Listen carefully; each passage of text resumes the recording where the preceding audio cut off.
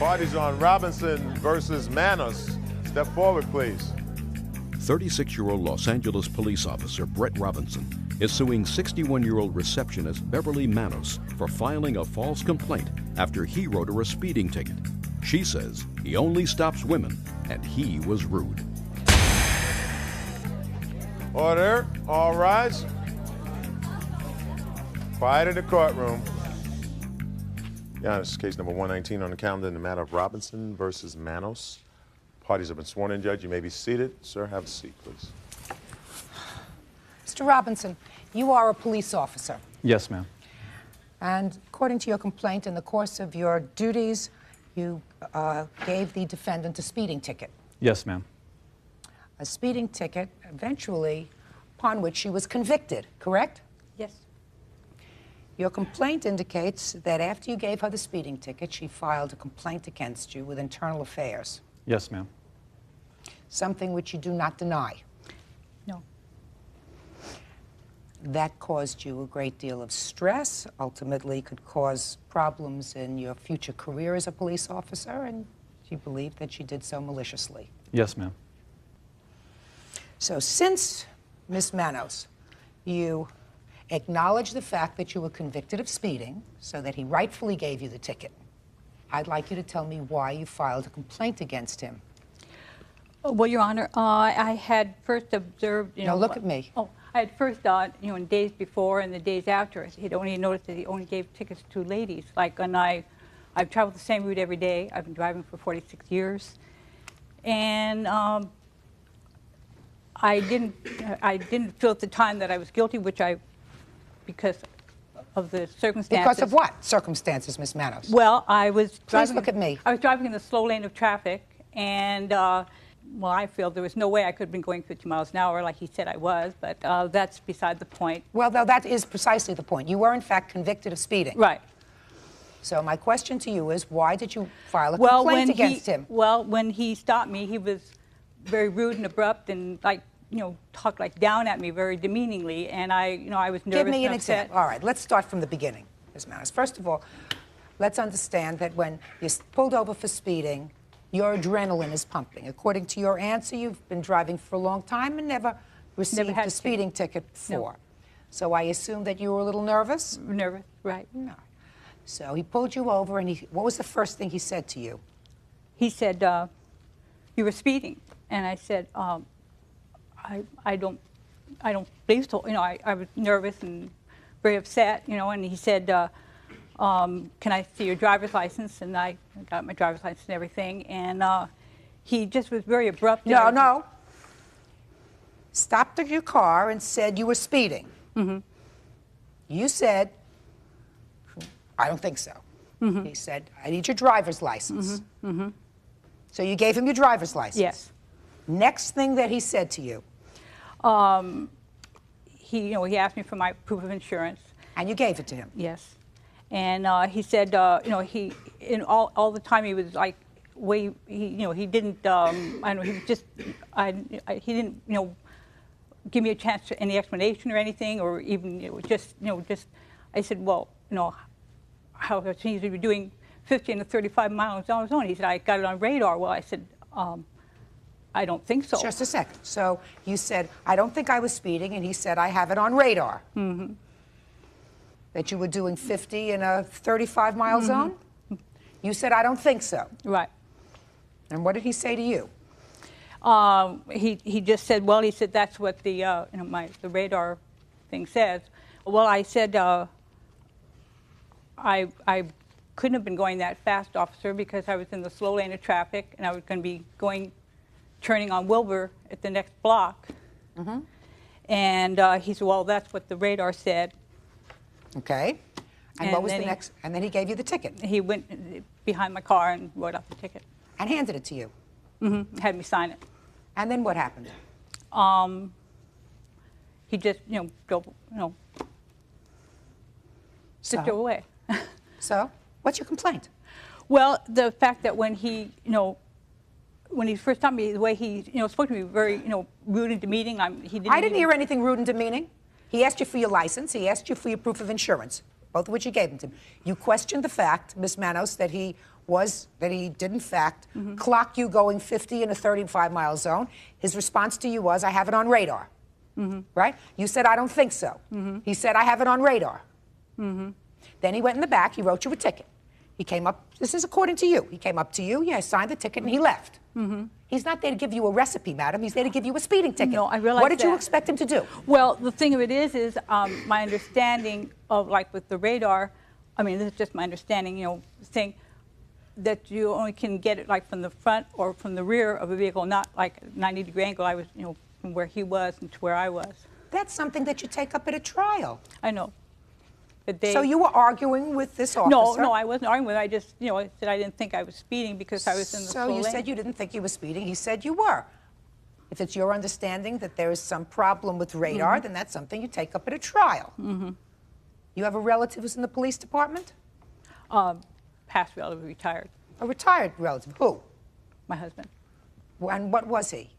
deputy sheriff. Okay, so you had some information about that.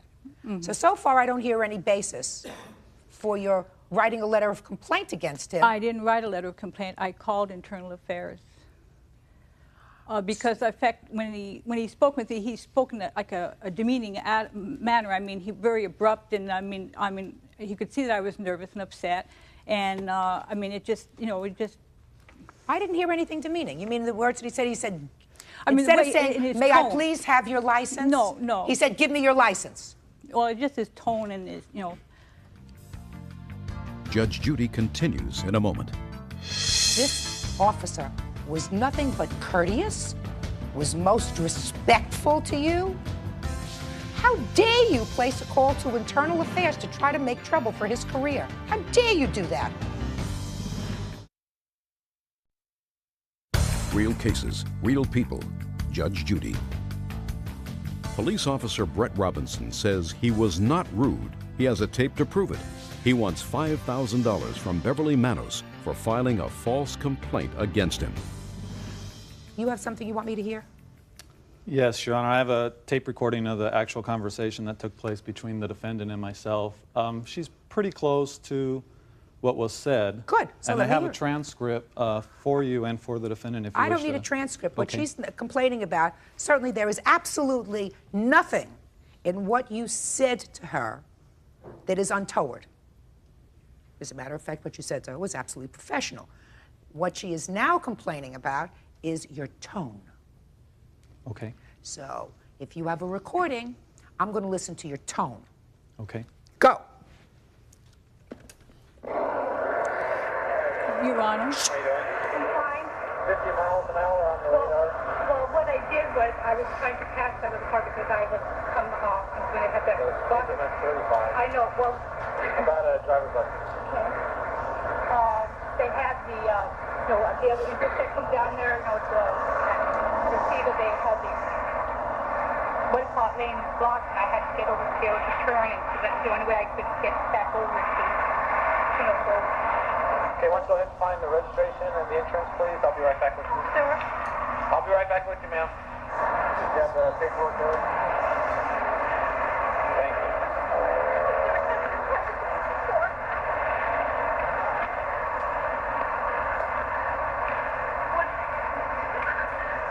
I'm sorry, I'm just so nervous. That's okay.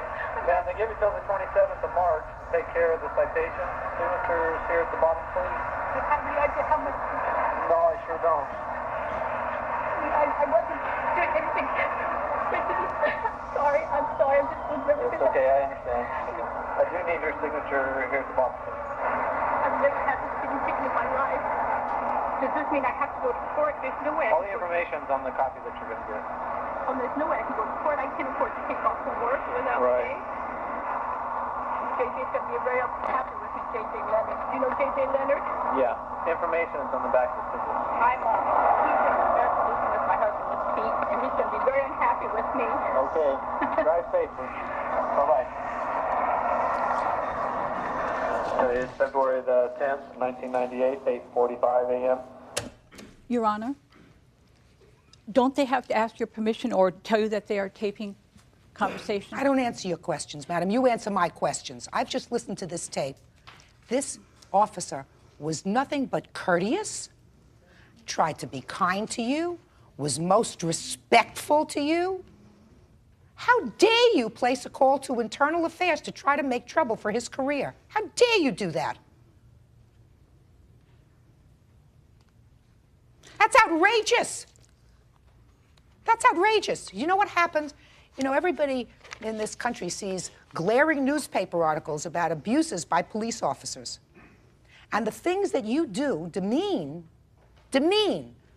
sometimes legitimate complaints about cops that are bad. This officer knows that there are some cops that would be rude, that are not nice. You happen to pick on one that couldn't have been nicer, couldn't have been more pleasant. He's at the beginning of his career. How dare you call Internal Affairs to register a complaint against him? And not only that, not only did you lie about the fact, Ms. Manos, that he was rude, abrupt with you. I thought he was. You were upset. You were upset. That has nothing to do with him. You were speeding. But in order to make it even worse for this officer, you accused him of bias. You said that he only stops women. And now you're trying to tell me that you watched him, and the only people that he stopped in the days that you watched him were women. Well, like the days before, one of the ladies in my same building had stopped. And then also... Just a second. So the day before, another woman was stopped by this officer. And based on that, you concluded that he only stops women. Well, on all the days that I saw him at the same location, you know, for almost about 4 days, and all I ever saw him pulled over was women. Oh, please. No, really. Please. Yes, Your Honor. Ms. Manos, I want to tell you something. If you don't tell the truth once, judges don't believe anything that you say. Well, I am telling the truth. Oh, no, you didn't. You didn't tell the truth about your major complaint because you said your major complaint was that he was rude to you. I thought he was rude. No. You felt he was rude? Your first question to me after you heard this tape was, doesn't he have to ask my permission to tape record what I say? That has nothing to do with the truth of the tape. No, that has to do with the fact that you were upset that he had the tape to begin with. No, I Now, didn't even know they had Officer Robinson, Yes, ma'am. let's get to your damages, sir. Yes, ma'am. Judge Judy continues in a moment. I don't even look to see who an officer is stopping. As long as he's not stopping my car, I'm happy. And you're telling me you're on your way to work, and you not only stop to see the car, you stop to see whether the person he's giving the citation to is a male or a female? Baloney! No, I don't stop. Baloney! Closed captioning, sponsored in part by Real Cases, Real People, Judge Judy. Police officer Brett Robinson wants $5,000 from Beverly Manos for filing a false complaint against him after he stopped her for speeding. Beverly says she's never had a speeding ticket in 46 years. People have to be discouraged from filing false complaints against police officers. And I'm going to compensate you. Thank you. I want you to tell me what you feel as if it's worth and where you would like the money to go. Well, I feel it's worth the full amount of the suit that I filed for, which was for $5,000, based upon a couple of reasons. Number one, as you already stated, I only have 14 years on the police department. I probably have another 16 more to do, and the promotability. This type of complaint goes into your personnel package, whether it's unfounded or no misconduct is as a result of the end of the investigation. It hurts an officer's career. How long did this investigation go on, sir? The ticket was written on February the 10th. She made the complaint on February the 13th.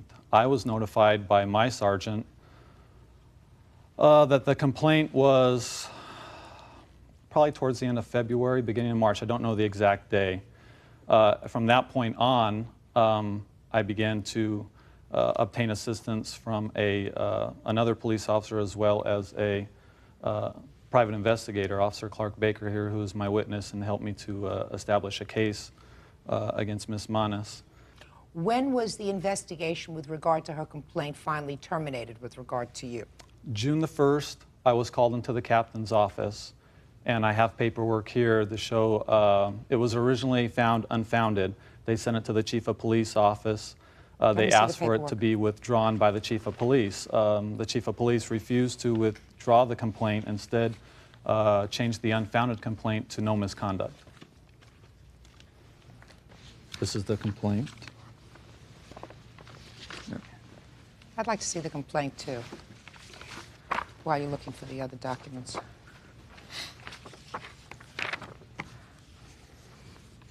You sure you have it? Oh, here it is, right here.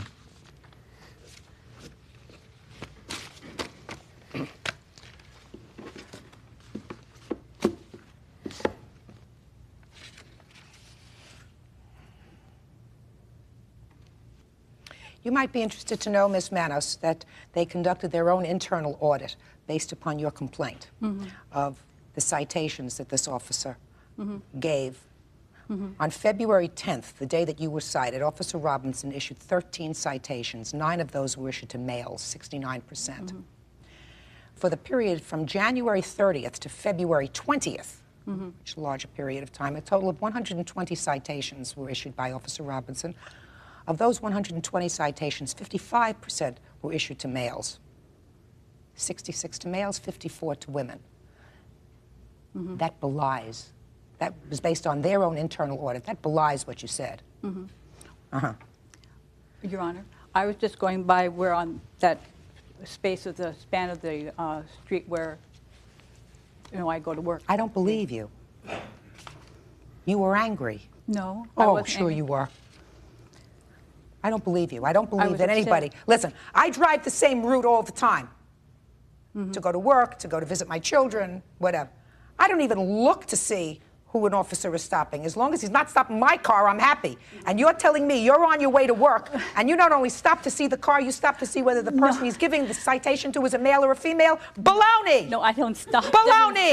Just I'm kidding, tap and baloney. you stop. You can see, Your Honor. You can see, Your Honor, when you're passing, No, not if you're supposed to be watching in front of you, madam. If you're supposed to be watching in front of you, you're not looking to see another car off the side of the road, and especially whether the occupant of the car is a male or a female. Judge Judy continues in a moment.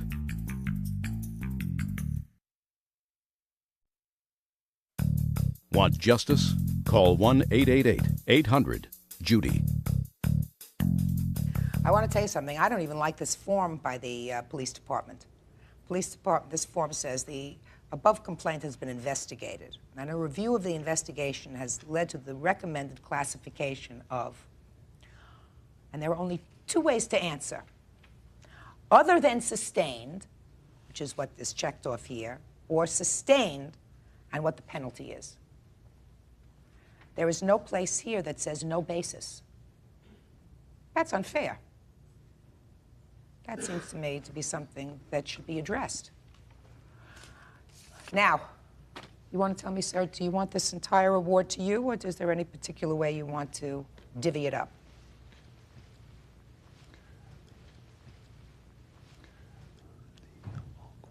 The court fees, Your Honor, I would like to go to the Mid-Valley Community Police Council. How much? How much are the court fees? $300. And what kind of an organization is this? This is a community organization that supports programs that the police department gets involved in. It benefits both the community and the police department. Like what? Give me an example. First, tell me your name. Training to police officers, training to supervisors. They're also affiliated with organizations such as Jeopardy, which is a gang intervention program that assists children. Okay. Next. The remainder of the award you want to you personally? Please. Okay. Judgment in this case is for the plaintiff. The entire award is $5,000 with $300 of the award towards Mid-Valley Community Council. That's all. Thank you. Thank you, Your Honor. Excused. You may step out. Judge Judy continues in a moment. And on the next Judge Judy. Back to your right, please. well, I was a little unhappy, but, some of the officers should, be a little more discreet with their giving out their tickets, that's all. You can't make a complaint against a police officer without basis or without merit, without expecting some type of accountability for the complaint that you're making.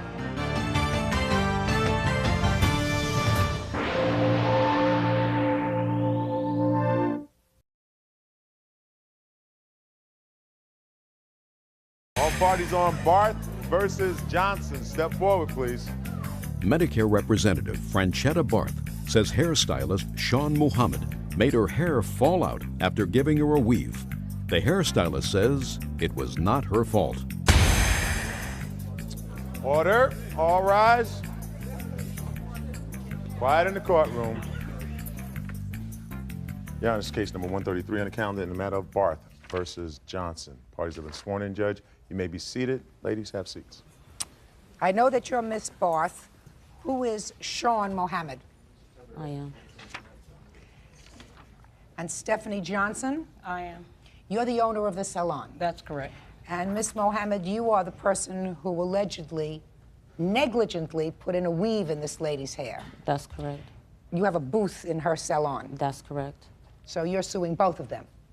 Yes. Okay. You claim that this lady who you went to have a weave put in your hair, put it in, causing you to become bald. Yes. So tell me about it. First, how did you come to use the defendant's services? I do a lot of traveling, and one day passing by, I decided to stop in and ask the beautician if she did, if her shop did hair weaves. And Who did you ask? I asked Sean, and she said yes. It would cost $125. So we scheduled the appointment, and she directed me to a store in Palmdale called Winnie's Place to pick up the hair that I needed. Okay. For a weave, I needed a couple of them, and this is the weave. Okay. So when I went to, per our schedule, she first washed my hair and then she conditioned it and asked me if I was tender-headed. So I told her, no, I'm not tender-headed. But as she started braiding my hair in a circle, very thin rows, I noticed she was braiding very, very tight. And I asked her on several occasions to not braid so tight. I told her I need to think after this. And she told me it had to be tight in order to keep the top from looking poofy. So my exact words, I told her, you're the one with the license, you know what you're doing, as long as my hair doesn't fall out. Exactly. Okay? She kept braiding so tight. I mean, it came to the point I cried. I sat there and I cried, okay? I did not ask her to do this to my head. Look at this. I can't wear my hair. I can't wear it. Look at that. And the pictures, I had hair on my head before I went to her shop. Paid $125 for her to do my hair. I also gave her a $10 tip. Just a minute. Hold on. Miss Barth, got a couple of questions for you. Had you ever had a hair weave before? Yes, I have. And were you satisfied? Before, yes. Okay.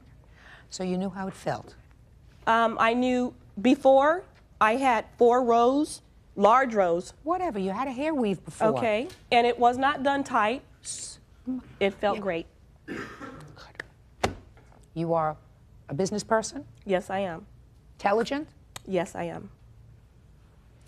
So what I don't understand is, I go into a beauty salon. I ask them to do a procedure for me.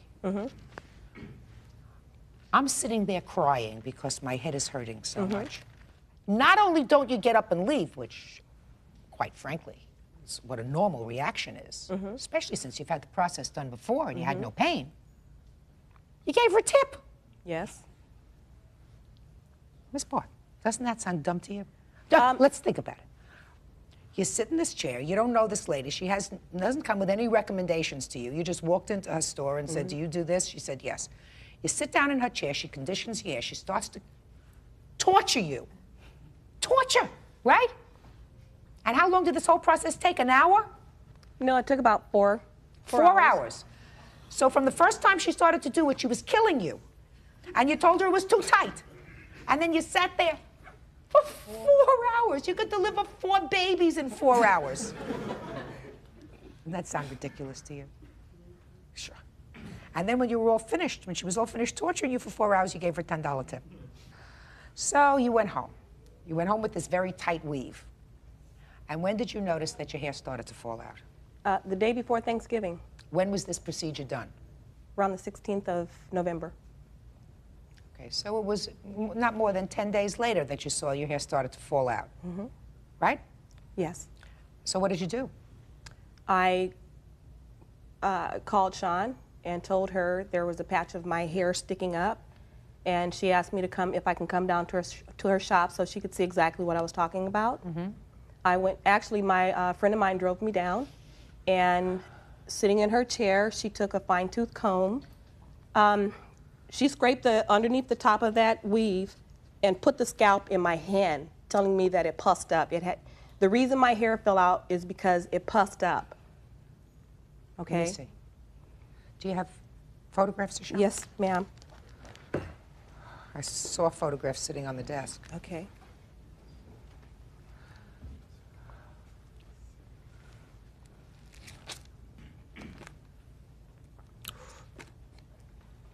So, what did you do next?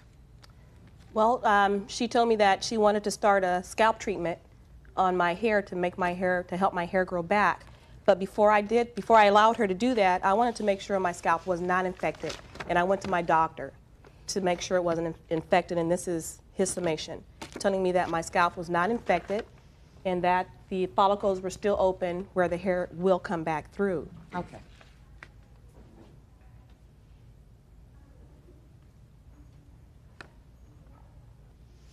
So you had started some treatments Yes, with the same person? with Sean. The first day of the treatment, she told me it would take 20 minutes, and she put this green stuff, which she mixed in baking soda, and put it on my scalp, and 20 minutes with a plastic bag, and then she used the shampoo from it, which made the hair clump up. During that, she still had customers, clients coming in her office. She even put a hat on my head, okay? Now, a 3 o'clock appointment for a 20-minute hair scalp treatment turned into 11:30 that night. Because she made the hair clump up, she asked me if I had more of this hair at home. I took it upon myself, because I knew she was not going to unclump all this hair, went back to Palmdale. Winnie waited for me to come so I could buy another bag of hair from her, $43.30. I walked into Sean's shop and I said, here's the hair I picked up for you. So you owe me $43.30. She says, I'm not going to pay for it. I could have untangled that. Your Honor, the next day I had to speak in front of 300 people. 11:30 at night. I didn't have time for her. What kind of work do you do? I'm in sales. I'm a Medicare representative. And from 3 o'clock to 11:30 that night, a 20-minute scalp treatment turned into a nightmare. Judge Judy will continue in a moment. She tortured you for 4 hours. You sat there, you paid her, you tipped her, you went home. 10 days later, you had severe trauma to your scalp. Why did you go back to her? Real cases, real people. Judge Judy.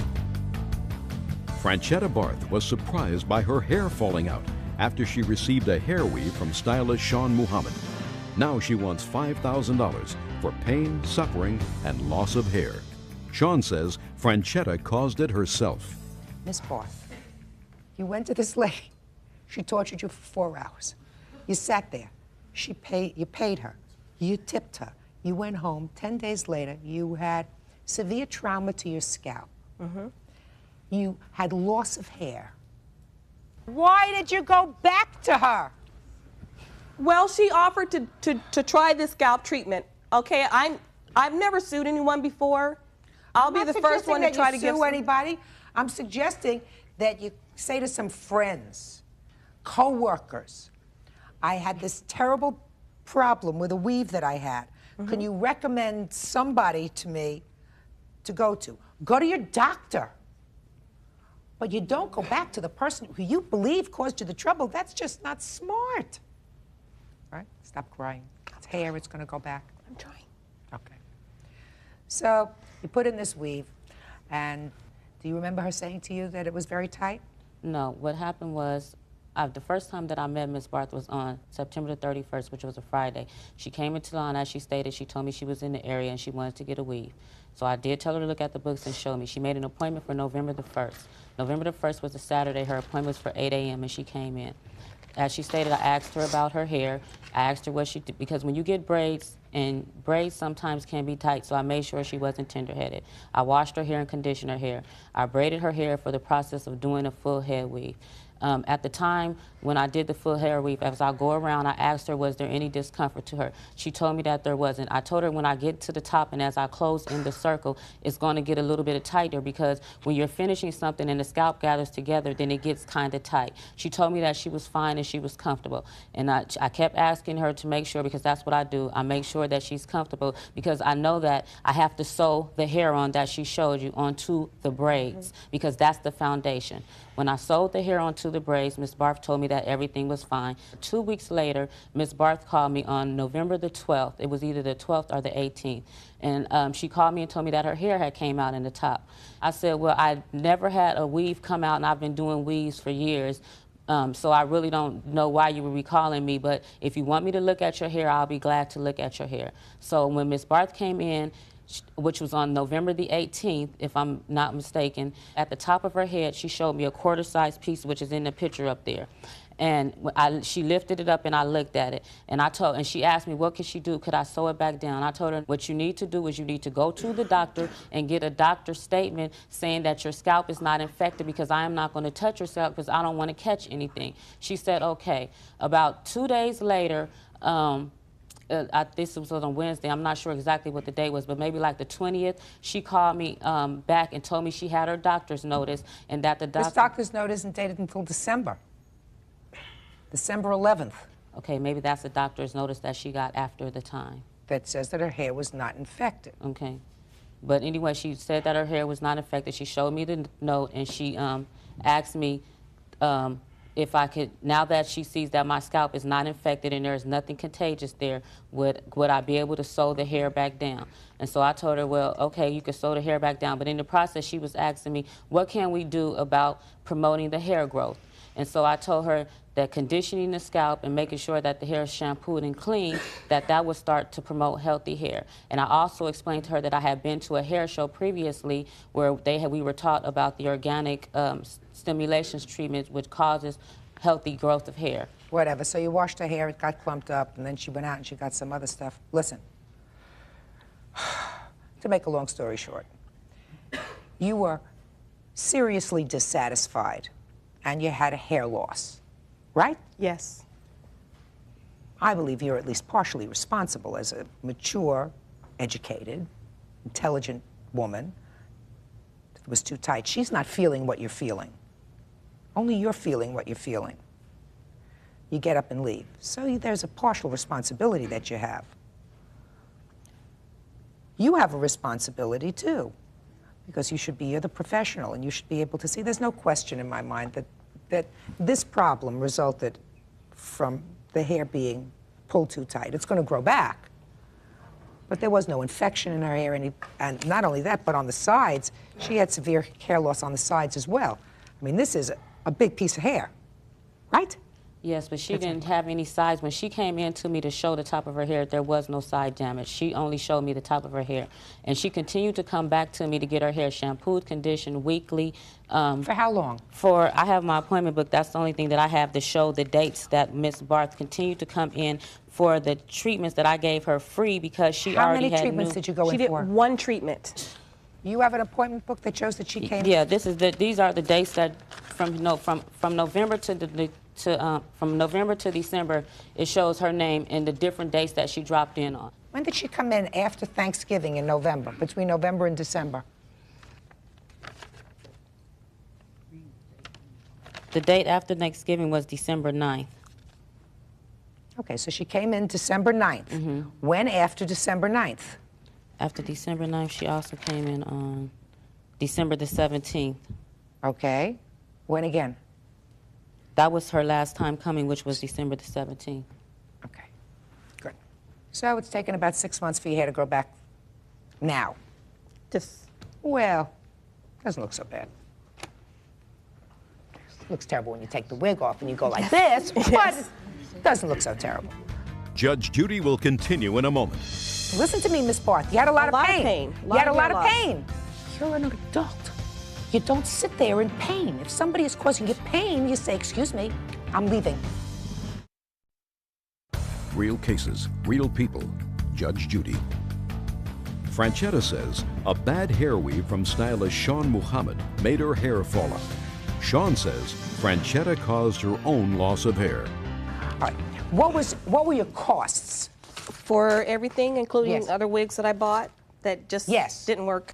No, not other wigs that didn't work. How much did you pay for this wig that you're wearing? $86. Fine. And tell me how much the costs were in total for what you paid the defendant. $135. And the treatments? She didn't charge me for the treatment. Did you have any doctor's costs as a result of this? $10 for the office visit. Just $10 for the office visit. Bert, I come to $231. That's it, Judge. Is that right? That's exactly right. Okay. Your claim is for $5,000. Now, you don't expect me to give you $5,000, I don't do expect you? to get $5,000. Your Honor, I don't know what something like this costs or how much for pain. Okay. Well, you had a lot of pain. Listen to me, Miss Barth. You had a lot of pain. You had a lot of pain. You're an adult. You don't sit there in pain. If somebody is causing you pain, you say, excuse me, I'm leaving. And you get up and you go. You don't sit there while somebody is causing you pain, especially when you've had this process before. And why did I she certainly continue to believe come that you back? should get back the cost of all of your expenses. And so far, all of your expenses were $231. Customer relations. Just listen to me about customer relations. You had a dissatisfied customer. Should have taken care of it immediately. What do you want to say? I want to say that this is the first time that I have ever seen Miss Barth. I've never spoken to her. She's never made any attempt to contact me. I'm the owner of the salon. Had she contacted me, then I may have intervened to see what in fact did occur. But she may have had some scalp damage. I haven't seen those photographs. She apparently did have some scalp damage. I don't personally believe that it was as a result of weaving. Why would she wait 10 days? That's the other thing. She waited, her hair was done on November 1st. She says 10 days later, started to fall her out. hair began to fall out. Right. Yet she came back to the salon. Several times. Listen to not me. for the treatment. Listen to May I me. just finish? I don't Not for the understand treatment, but to request to have the hair sewed back. It would seem to me you would request to have the hair taken out, not let's put more in. I'm not suggesting to you that Miss Barth acted rationally. I said if somebody was hurting me, and that's what she said happened, I would have picked myself up and walked out, especially if you had the process done before. Exactly. It's common sense. If somebody really pulls your hair very tight, that can cause the hair follicle to be disrupted. You know that. It can cause an infection. You know that. The fact that it doesn't happen, the fact that it doesn't happen routinely, it happened to her. It may have happened to her. I don't deny that it happened to her. Did it happen as a result of that that process? The proximate cause is the question. Yes. Well, nobody is going to be able to figure that out, except that the only intervening act between the time she came into your shop and the time that her hair fell out was the hair weave. Judge Judy will continue in a moment. Want justice? Call 1-888-800-JUDY. Listen to me. This is not the Scopes trial. It's not the Supreme Court of the United States. What I'm telling you, madam, is between the time she had her hair woven at a salon where you rent the co-defendant, the booth, and the time she came back, she lost her hair. The hair was woven very tight. There is no question about that. And she says she told her it was hurting her. I find her at least partially responsible for sitting there and letting somebody hurt her, because she should have gotten up and should have left, but it shouldn't cost her any money. So I'm awarding her $250 for the cost of all of her products. That's all. Parties are excused. You may step out. Judge Judy will continue in a moment. And on the next Judge Judy. He says, do I need to bring in some Q-tips so you can clean out your ears? His boss was rude. Pay attention, otherwise I'm going to tell you to get the Q-tips. Judge Judy Justice. Her hair came out from something that she did by gashing her scalp, and that was her fault. And as the judge said, you're going to sit there for 4 hours and be tortured? My doctor told me the reason I had that red spot is because it was an unnatural force where a clump of my hair came out at one time.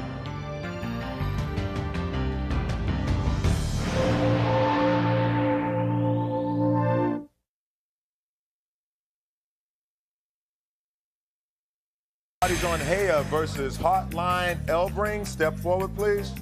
65-year-old S.B. Haya is suing Life Partners founders Bill Elbring and Judy Hartline for a refund plus pain and suffering after attending their sensual therapy seminar. Order. All rise. Quiet, please. Your Honor, this is case number 341 on the calendar in the matter of Haya versus Hartline Elbring. Parties have been sworn in, Judge. You may be seated. Sir? Sir, have a seat. Mrs. Haya, from what I gather from your complaint, you were given a gift by your children of a 3-day seminar. 3.5 days. To sort of get in touch with all your feelings, to understand whatever difficulties you had with your children historically, to try to work out your problems, whatever problems you were having with your kids. And the defendants ran that seminar. Actually, they were in the back. They were not running at the seminar. They own the seminar. That's why you're suing them, correct? Right. And you say that you stayed for the seminar the 3 or 3.5 days, but it was a terrible experience. You want your money back. It wasn't your money, it was your kids' money. And you want another $4,300 for pain and suffering. Right? Right. Who are you, sir? This is my husband. Okay, and who are you? I'm the son. You're one of the 3 children? Yes. Okay. You don't want your money back? No. All right, so why don't you tell me about this seminar and what prompted you to go in the first place? Well, it started with my daughter. She called me up about in late May, and she said, I want to tell you about it. I want you to come. I said, I don't want to come. And the minute she heard I don't want to come, she slammed the telephone on me. And had you been having difficulty with your daughter? Well, she was a little bit difficult. How old is she? She's 34. And the next time she called me up, she said, I want to enroll you in this. I said, Tammy, I don't want to enroll because I don't really need it. She said, no, I want you to enroll, and I want you to call up Judy and Bill. It was like an order. Otherwise, hell broke loose. You know, and you have to do it. There's no such. So you did it? I did it, you know. So you went to the seminar? So I went to the seminar. Who paid for the seminar? My children. And did the children go with you? She said she's going to be there to support me, which she did not support me. Just a second. Did any of your children go with you for the 3 days? She was in the back. Your daughter? My daughter. So she did go to the seminar? But I had no relationship with her. But she was there? She was in the back. She was in the back. Now tell me what the problems were that you say you had at the seminar. I experienced a very, very difficult, for 3.5 days. It was from 10 o'clock in the morning till 12 o'clock at night. And at 12 o'clock at night, he tells you, the pervert that's running this. He tells you, get your notebooks out and take homework. 12 o'clock in the middle of the night, you have to go home. I am sick. I can't stand on my feet. I am not a woman that can take such pressure like this. 14 hours from 10 o'clock in the morning till 12 o'clock at night. Why didn't you leave? Why didn't I leave? Because I'm supposed to be there. I am programmed. I was brought up in the Middle East, in Iraq, Baghdad. As a Jewish woman, I couldn't say no to anything. I'm there. I had to do it, regardless of what my children wanted me. So I had to endure all the hardship that I had, from 10 o'clock till 12 o'clock at night, with 20 minutes of lunch, only 20 minutes. And then when Rocky music starts, God help us if we don't sit on the chair. We have to sit like this. Excuse me, we have to sit like this. You can't sit like this, you can't sit like that. She comes and she says, you have to go like this. I mean, like this. You know, all day long. My feet swells up from being sitting so long, all day long. You know, 12 o'clock at night, I go home at 1 o'clock, I have to do homework. What kind of homework were you given? Oh, the different things. 50 words of this, 50 sentences of this. I said, what, they're crazy? You know, 20 minutes for lunch. One time I was sitting, I had the food in my mouth when Rocky music starts. What's Rocky music? You mean a certain Rocky? The Sylvester Stallone, the music. Rocky music. That's right. So the Rocky... The minute Rocky music starts, you have to be sitting. Otherwise, God help you. The pervert all day long, he tells you about what is your sexual habits, what do you do for masturbation, what is this, you know, what is this, what kind of questions? How many people were there? We were 22 people and 20 in the back, something like that. Okay, so 22 people, and then there were children I need or some mates? water because I am very thirsty. Okay, we'll wait. Excuse me. Bird, you want to help her with that before it ends up on the floor? This is hell. Excuse me, Judge Judy. This was hell. They were supposed to bring us together. They broke all ties with my children. Well, let's get to that. What happened with your daughter? I didn't see her. I didn't see her in the morning. I didn't see her. When it was over? All I saw her going back and forth and giving the pervert some water to drink. Okay. All right. They destroyed me, and they destroyed my children, my son. Judge Judy will continue in a moment. I had to raise my hands to go to the bathroom, and I was told, this is not the time to go to the bathroom. Real cases, real people. Judge Judy. 65-year-old SB Haya says she endured pain and suffering during a sensual therapy seminar arranged by Bill Elbring and Judy Hartline. She's suing for a refund. You went to the seminar too at Before. some point? Yes. Before your mother? Before. Yeah. Step up for just 1 second. I have a couple of questions for you. How much before your mother went to the seminar did you go? About 2 years prior. And who did you go with? I went with my girlfriend at the time. You were having some problems that you felt you had to work out? No, not. I just thought that it was something that would. It was a personal growth seminar, and I wanted to discover more about myself. And did you support your mother going? Well, I enrolled my sister into the workshop, and she had such a great experience when she came out.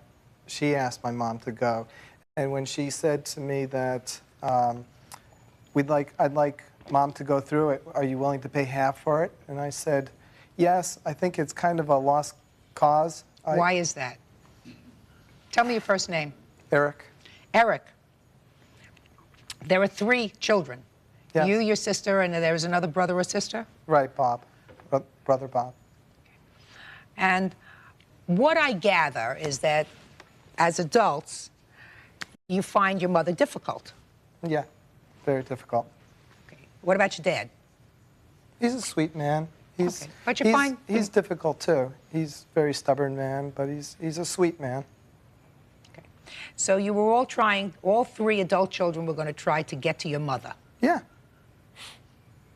Try to help the relationship. It didn't work. No. But you gave it a try. How much was the seminar? $700. Okay. All right, Eric. Your Do you Honor, remember when you, as a witness, I would like to add something. Certainly, sir. Eric is a very intelligent boy, and all my children are very congenial. Up to 4 years ago, we had a very nice relationship. We fly from Florida to California. We spend in their house. They come to us. They spend in our house. To get closer to them, my wife bought an apartment. As a result of this seminar, we sold it now. We don't want to be there. You asked Eric if he went. He did not go once or twice. These seminars are geared to continue and continue and continue, and it never ends. And they are coerced to recruit more and more. He made me go, and the seminar that I went to, the things that happen there is mind-boggling, and maybe I should not go into it. It seems to me this is a cult because they follow American native traditions, and they bring 7 burning stones to tell us these are sacred fathers of ours, and they make us parade naked.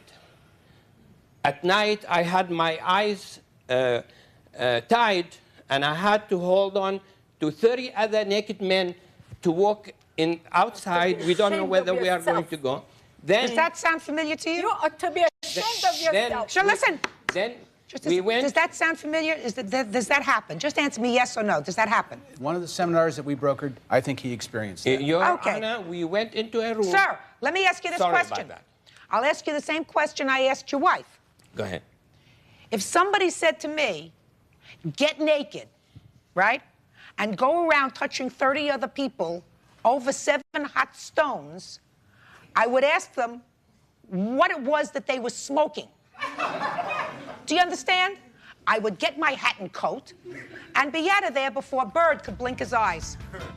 Judge Judy will continue in a moment. He enjoys listening to sexual habits of people. That's all, and he's thriving on it, and that's all he does. Real cases, real people. Judge Judy.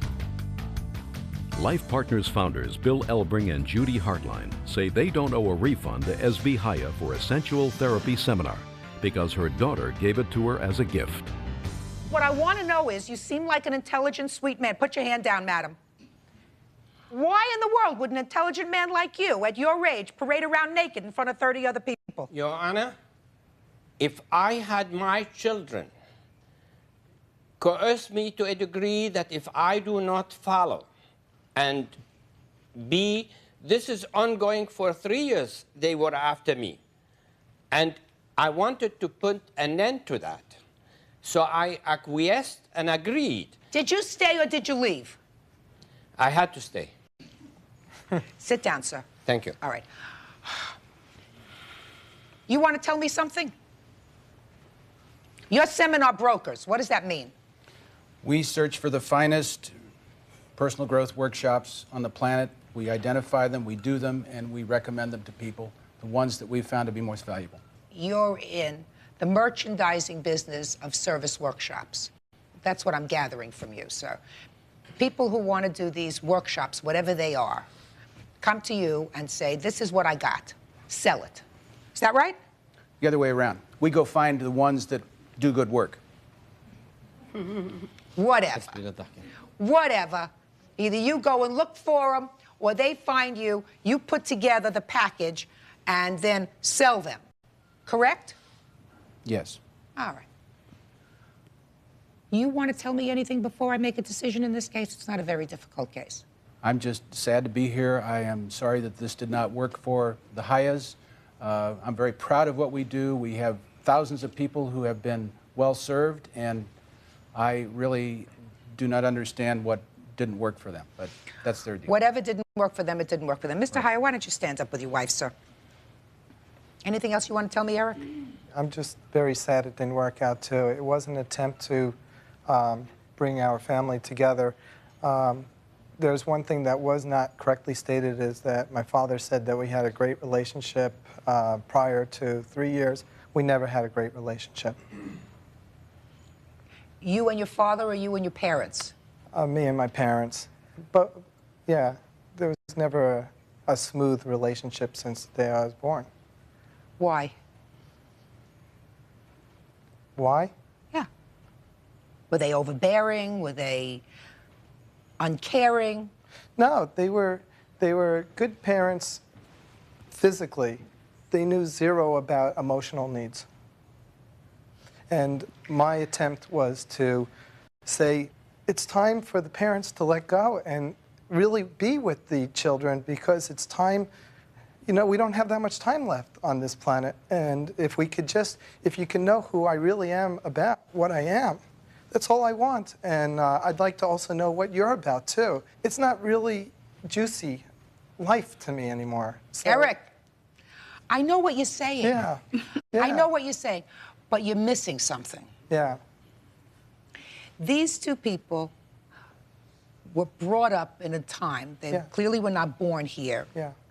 They were born in a place where they probably had to struggle a little bit in order to physically survive. True. Is that right? True. And people of this generation who were brought up to physically survive, happiness was based on whether you had food on the table, whether the house was warm in the winter, whether there were warm coats and everybody had a pair of shoes in approximately the right size. Yeah. And they didn't spend a lot of time saying, am I really happy? Yeah. Yeah. I mean, am I putting my finger on it? I get that. All right? Today, your generation, I notice I take myself out of both generations. Your generation says there's more to life than just 3 meals a day and a roof over your head, and there's more to that. Yeah. There are feelings, we want to get in touch with our feelings. You missed it as children. You missed that stroking, that emotional stroking as children. I once found a card, you know, one of those greeting cards. And I don't know why it sticks with me right now. But there was a picture of a pig on the front of the card. And it says, the card said, never try to teach a pig to sing. It doesn't work and it annoys the pig. Yeah. Do you understand that? Well, these people are fixed in their ways. Yeah. Eric, you said they were good parents to you. They provided for you. Did you go to college? Yeah. They educated you, right? Yeah. They put you in the right direction. You grew up with a sense of responsibility. You know, you come to court, you know how to dress, you wear a suit and a tie, right? You're articulate. That didn't come from nowhere. I understand how you tried. It doesn't work. You just have to appreciate these two people for what they are. They were hardworking, diligent people who didn't have a lot of time to think about the esoteric things that you would like them to think about. Judge Judy is ready to rule. You can't sue these people. This is not their fault. For whatever reason, you stayed for the 3.5 days of this seminar, Ms. Haya. The fact that it didn't work, don't speak. The fact that it didn't work for you, and the fact that your husband went, and even went through some things that I find kind of bizarre, but I'm sure there were people, Mr. Haya, that didn't find it bizarre, that went back again and again. It clearly wasn't for you two people. That doesn't mean you can sue them. That means that you should have picked up your hat and coat and said, adios. Eric, the most important thing is, I probably won't get through to your mother and father, but all I can tell you is, they seem like they're nice people. They're not the kind of Ozzie and Harriets that you would have hoped for as parents. They didn't come from an Ozzie and Harriet background. They probably struggled when they were 15 years old, 20 years old. How old were you when you came to this country? I was 11. And you? I was grown up. So you have to appreciate your parents for what they are and appreciate the fact that you still have parents and enjoy them. This lawsuit is dismissed. Thank you. Parties are excused. You may step out. Judge Judy will continue in a moment. And on the next Judge Judy. I still love them very much. And I feel sadness for my mom's anger and my dad's confusion. And I'm not confused. I know what I'm talking about. I'd like the media to investigate these people. These people are frauds, only frauds. They want people's money for destroying relationship. That's what they're doing. Best I can say is we held up a mirror. She didn't like what she saw, and now she wants to break the mirror. The man who ran the seminar is a licensed therapist in the state of California, 70 years old, highly experienced. A pervert. If this is not a cult, I don't know what is. God should help them what they did to us. Party's on. Taylor versus Samarin. Step forward, please. 43-year-old Veronica Taylor is suing the owner of Crossroads Engineering Company, John Samarin, for having her falsely arrested for robbery and terrorist threats. John is countersuing for harassment. Order. All rise.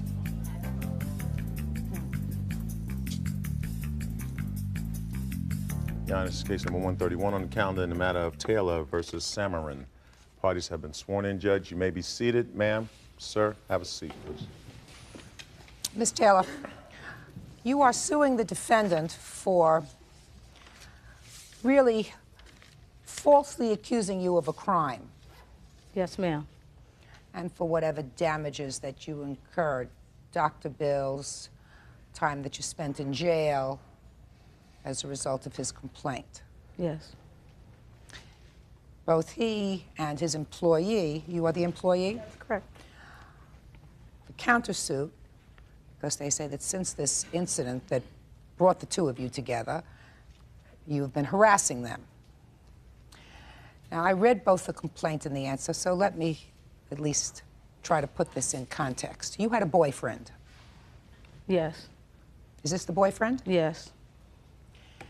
And your boyfriend had been employed by the defendant. Yes. For how long, sir? 3 days. And you terminated his employment. Yes. And your boyfriend asked you to accompany him to get his paycheck. Yes, ma'am. And you drove, or did he? I drove. Did he tell you that he had been fired? No, never. Not one time he said he's been fired. What time of the day was this? It was around 4 o'clock. What was his work schedule? 7 to 4. 7 to 4, 5 days a week? Correct. So this was about 4 o'clock, according to you, correct? Yes. And he had been with you that afternoon? All day. Well, then he wasn't working that day. No, he wasn't. So didn't you ask him why he wasn't working that day? No, because at that day he went to the DMV because he had to get some papers from DMV, and that's why he wasn't working that day. Well, he's saying no, but maybe he doesn't remember. In any event, he wasn't working on a day that he was supposed to have been working. And then what happened? Then he opened the door and waved his hand like, come in. So I went in, and him and his boss was arguing, and I figured that they was arguing about the paycheck. So when I walked in, he asked me, he said, well, what would you do? Who's he? This man right here. He said, what would you do? And I said, I'm puzzled. I didn't know what was going on, And David asked me not to say nothing, so I didn't say anything. So they was arguing, and then I said, well, to solve the matter, why don't you just write him his paycheck, and then we'll go, and that'll solve the problem. So then after that, his secretary went back. I went with her in the back. And she said, I'm so nervous. And I said, I'm so nervous too. What did you go with her in the back for? When she went to write David's check. What'd you go with her for? Because she wanted me to walk back there with her. And that's Is that what she said to you? Will you yes, walk back there with me? She said, I said, I'll go with you. She said, sure, it's okay. So I walked back there with her, and she said, I'm really nervous. And I said, I am too, because she said, I've never been in this position before. And I said, well, I've never been in this position before either. So I pat her on her back and said, it'll be okay, honey. And then she wrote me the check, and we started walking from the back. Well, in the meanwhile, by the time me and David was about to go out the door, I was trying to handle his paycheck, and all of a sudden, police was just everywhere. And all of a sudden, the police had him on the ground, okay? But in the meanwhile, I still had David's check in my hand. So I sit on the porch because I didn't know what was happening. I said, I can't believe this is not really happening. So the police went in the office to talk to him and his secretary. And so I sat on the porch for a while, maybe about 15 minutes. So the police came back out and said, do you have the check? And I said, yes, I do have the check. He said, well, we're arresting you because they said that you did terrorist threat to them, okay? I said, I never seen them before. I don't even know them. I don't know what's going on. This is David's check. This is not my check. And I said, I think it's unfair for you to put me in jail because what this man said, I ain't never seen him in my life.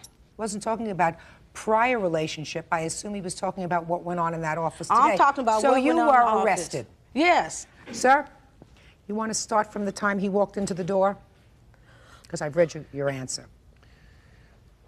Yes, I was in my back office, and What kind of business do you have? I'm in a general engineering, asphalt and concrete improvements, public works. And what kind of work was... truck driver.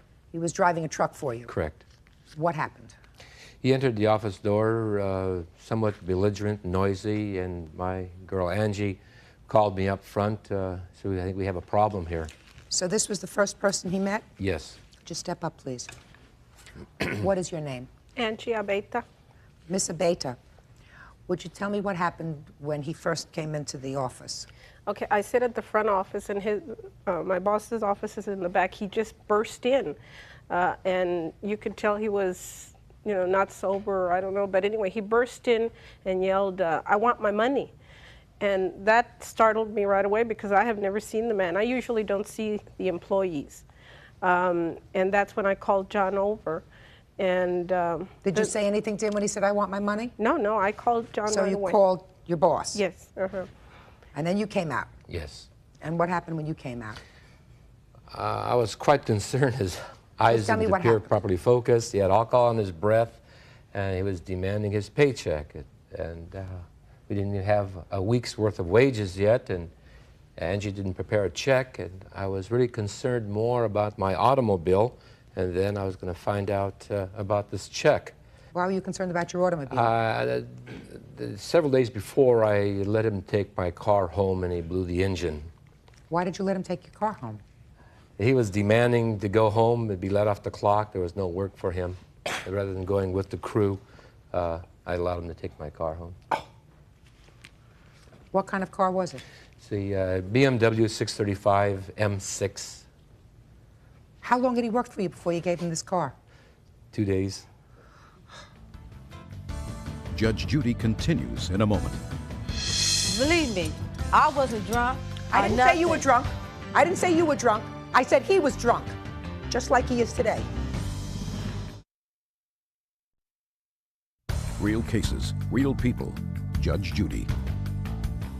Veronica Taylor says she was not involved with a robbery and terrorist threats the day she was arrested at John Samaran's company. She's suing him for false imprisonment. His witness, Angela Abeta, says Veronica frightened her. Okay, so he comes into the office, he's demanding his paycheck. You want to find out what's happened with your car and whatever, and you hadn't prepared a paycheck for him. So what happened next? Then he starts threatening me. What did he say, sir? I choose not to use the profane language. I've heard everything. Well, he says, "You dirty old son of a...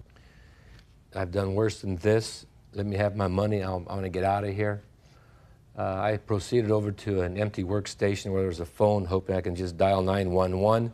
He pushed me down and said, "Don't you dare use the phone." He kicks when the you say he desk. pushed you down, did he put his hands on you? Yes, Where? my shoulder. Okay, go ahead. And then proceeded to tell me not to use the phone. "I'm only here to get my money. I can knock your head off. I've done worse things than this." And it was just, I don't remember word for word, but the intent that my life was in jeopardy, and I was quite fearful of what may happen. And I just tried to stay calm. In the meantime, I knew that Angie was no longer in the room at this point. I was trusting that she was dialing 911. Did you, in fact, dial 911 for the police? Yes, when I heard him arguing and I went and sneaked and he pushed him into the chair, then I sneaked back to his office and I did dial 911. And I walked back up to the front office again, and he was still threatening him, yelling him. The second time I walked up, he hit him, he slapped him in the face, and then I ran back again to call 911 again. By that time, he walked out of the door. Who did? The intruder. He This walked out gentleman. of the door. I could see from the back office. In came him with the lady. With this lady? And, well, I stayed hidden in John's office again. In the back? In the back. Again, I picked up the phone to call 911 again. I called about 3 times. And at that point in time, I heard John pick up the phone at that desk station. And he slammed the phone down and yelled at him in bad words not to use the phone. He didn't realize that I was on the other phone. And then she starts walking back to the back office and found me there. And that's when she was on top of me. What did she say when she came to the back office? Well, she started yelling, you know, he's out of control, and if you don't write the check, he's going to do something. And of course, I figured after he did something to him, he'd come back to me. So she kept on top of me. When I was sitting at the desk, she didn't realize I had just dialed 911. But I heard yelling where John was coming from, so I walked back up and I yelled at the intruder. I told him, wait, I'm going to get the checks out. I'm going to write you a check. So then she's following me around. We walk back, we unlock the checks, and I write the check. And all this takes, you know, a good 30, 45 minutes. And of course, I'm shaking, and she's standing there. She says, we're not leaving until you write the check, and he's going to do something Did to she him. say, we're not leaving until you write Yes. out the check? Mhm. And I wrote the check and gave it to her. And by that time, I thought the police hadn't come. But when they started to walk out, she had the check in her hand. And of course, by that time, I was a nervous wreck. And then we saw the police outside. Now, Miss Taylor, can you tell me why, after you walked inside to the office and you saw that this was a very hostile situation, why you just didn't turn around and get back into your car and leave? Because after I talked to David and him, okay, and when I said just write the check and it solved everything, I walked back with her. We wasn't even in there 20 minutes, so when she said 45 minutes, that was a lie. I don't care if it's 5 minutes. You know? According to you, it was a routine thing that he was just going in to pick up his paycheck, right? Yes. When you were called inside by this gentleman, you saw him in a state of altercation with his boss over the paycheck, right? Yes. Why didn't you just turn around, get back into your car, and leave? Because I thought the problem was solved. When I got in there, I thought the problem was solved, okay? But it wasn't solved because they were still arguing. Sure enough, I should have went back in my car, like you said, and went back in my car. Absolutely right, okay? because you understand that as far as they was concerned, I'll get to you in a minute. As far as they were concerned, they had a hostile environment. And there were two of them, and there was only one of him. But then he went out and called somebody else. Somebody else who didn't just come in and then walk out, but who went in the back office. And according to you say, why don't you just give him the check and then we'll just get out of here? Or let's just resolve this, give him the check. Well, they weren't ready to give him the check. They say that your words were somewhat different. That you better give him the check, or else I don't know what he's going to do. He's out of control. But they're faced with a very hostile environment. Had he been drinking? Had he been drinking? Yes, he had one Of drink, course. yes. And was he drinking today? Yes, he was drinking Sure today. he was. Was he drinking before he came to court today? Yes. Sure, he was. He was drinking before he came to court, and he was drinking all afternoon with you before you went to their office. No, that's not true. Oh, sure he was. No, that's not true, ma'am. Because believe me, I wasn't drunk. I didn't say you were drunk. I didn't say you were drunk. I said he was drunk, just like he is today. I'm not, Your Honor. Judge Judy continues in a moment. How much did he drink today? He had one drink today, Your Honor. And what did he have to drink? Brandy. From where did he get the brandy? From the liquor store. You don't buy brandy by the glass in a liquor store. Closed captioning sponsored in part by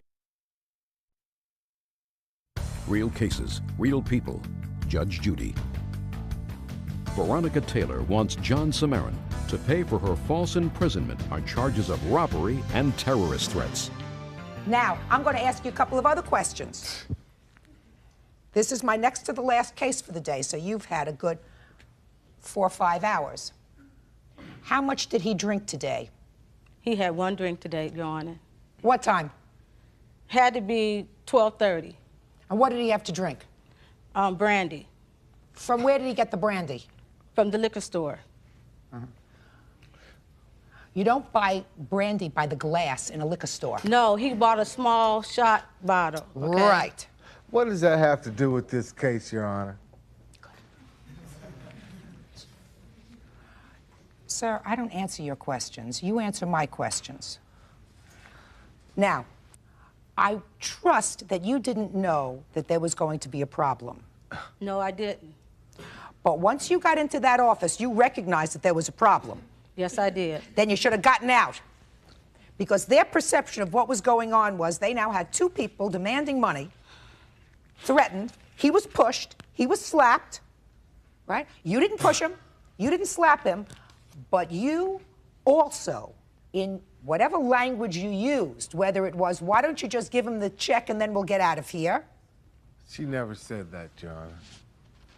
Put him out. Step this way, please. Of the building.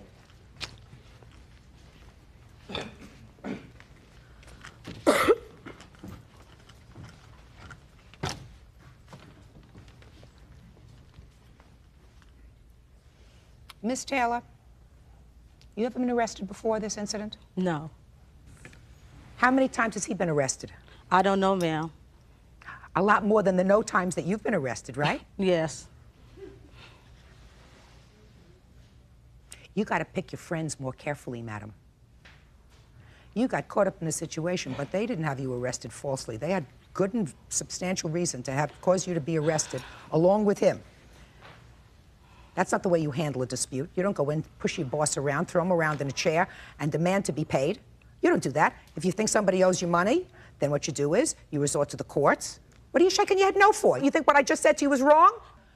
From their perception, they had a hostile, aggressive person who had just assaulted him, who called in somebody else who was sitting out in a car, who comes in and says to them, why don't you just give him the paycheck and we'll get out of here?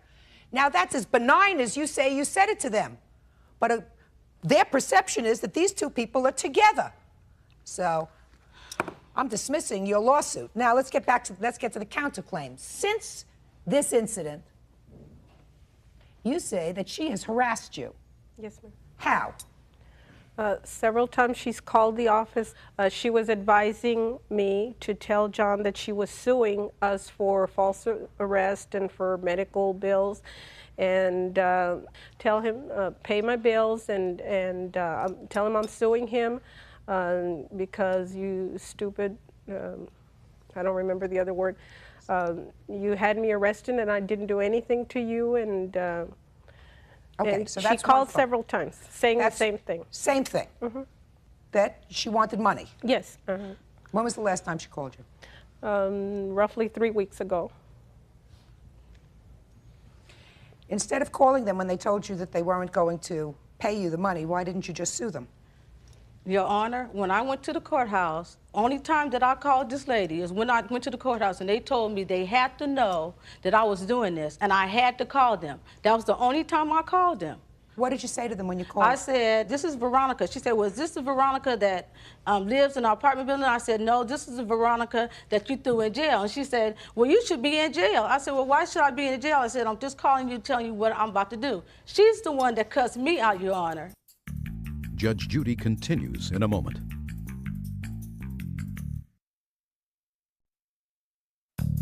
Want justice? Call 1-888-800-JUDY. Okay, Miss Taylor, let me tell you this. But for the fact that you filed this lawsuit, I doubt very much that they would have filed a counterclaim.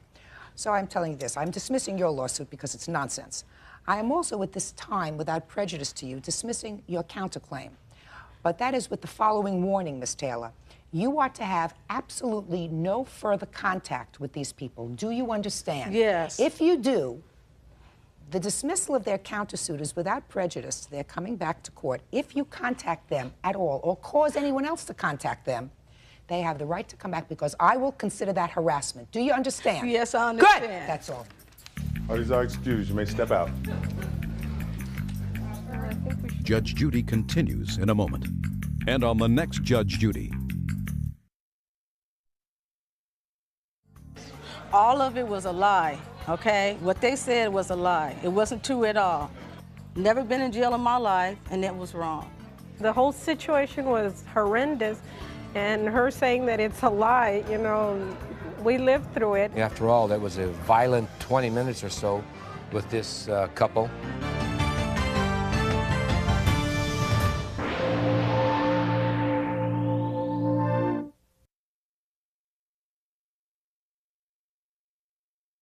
Parties on Castleberry versus Thomas. Step forward, please.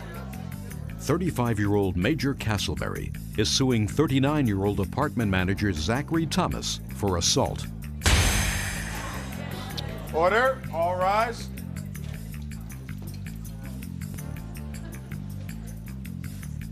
Yeah, it's case number 361 on the calendar in the matter of Castleberry versus Thomas. Parties have been sworn in, Judge. You may be seated. Gentlemen. I'll wait for you, sir. You ready? Yes, ma'am. Good. You are the apartment manager. Yes, ma'am. In a complex where the plaintiff lives, correct? No, he doesn't live there. He doesn't, did he live there? No. He was just visiting there. We were just visiting. And you were there visiting a couple that you say you take care of. Yes, ma'am. Mm-hmm. And you claim he assaulted you. That's correct. You want to tell me how that came about? Yes, ma'am. From point A to point Z, I was actually I was visiting Mr. Bob Miller here, and actually I went to the store for him, and I came back. While at the store, I met a young lady, asked me to give her a ride, you know, up the way towards where we live, where actually Bob lived. And Where do you live? I live in Emeryville. I used to live next door to Bob Miller for 11 and a half years before I moved. Okay. So go ahead. Yes, ma'am. And as we, me and this, the young lady I gave a ride, you know, up to where Bob lived, we're sitting out in front of the apartment complex, and we're just sitting there talking. And you know, I acknowledged Zach was on the first level there, and Zach says, I spoke to him. How you doing, Zach? We never had a problem prior to this. So you knew him from before? Yes, ma'am. I've known him since I've lived there. I used to be the manager of the building adjacent to his. And so Zach came to the vehicle and says, "Hey, man, you know, what are you guys doing sitting in front of the apartment complex? Don't you know, people get shot for sitting in front of, the apartment complex." So Zach proceeded up the stairs, and I thought about what he said, and I told the young lady, I said, "Hey, well, let's go up, to Bob's apartment, right?" To Bob's apartment? Yes, ma'am, Mr. Bob Miller. And so we goes into the apartment and sitting down talking, conversating. And 45 minutes later, there was a knock at the door. And so I go and answer the door, I ask, "Who is it?" He says, "Zach." So I open the door to see, "Yeah, Zach, what is it?" And then he, proceeded to push the door in, forcefully push it. I said, "Man, you can't do this, man. That's not right. You're out of line." And he, pushed me into the partition there, and he grabbed a plant, and he tried to hit me over the head with the plant, but the vase that the plant was in fell, hit the ground, so therefore he was left holding dirt in his hand. And also, he struck me upside the head, and I received damages from that. What kind of damages? I have like a scar tissue under my temple area here. Did you go to the doctor? Yes, ma'am. You have a doctor's Yes, ma'am, I bill have. report? Yes, I have.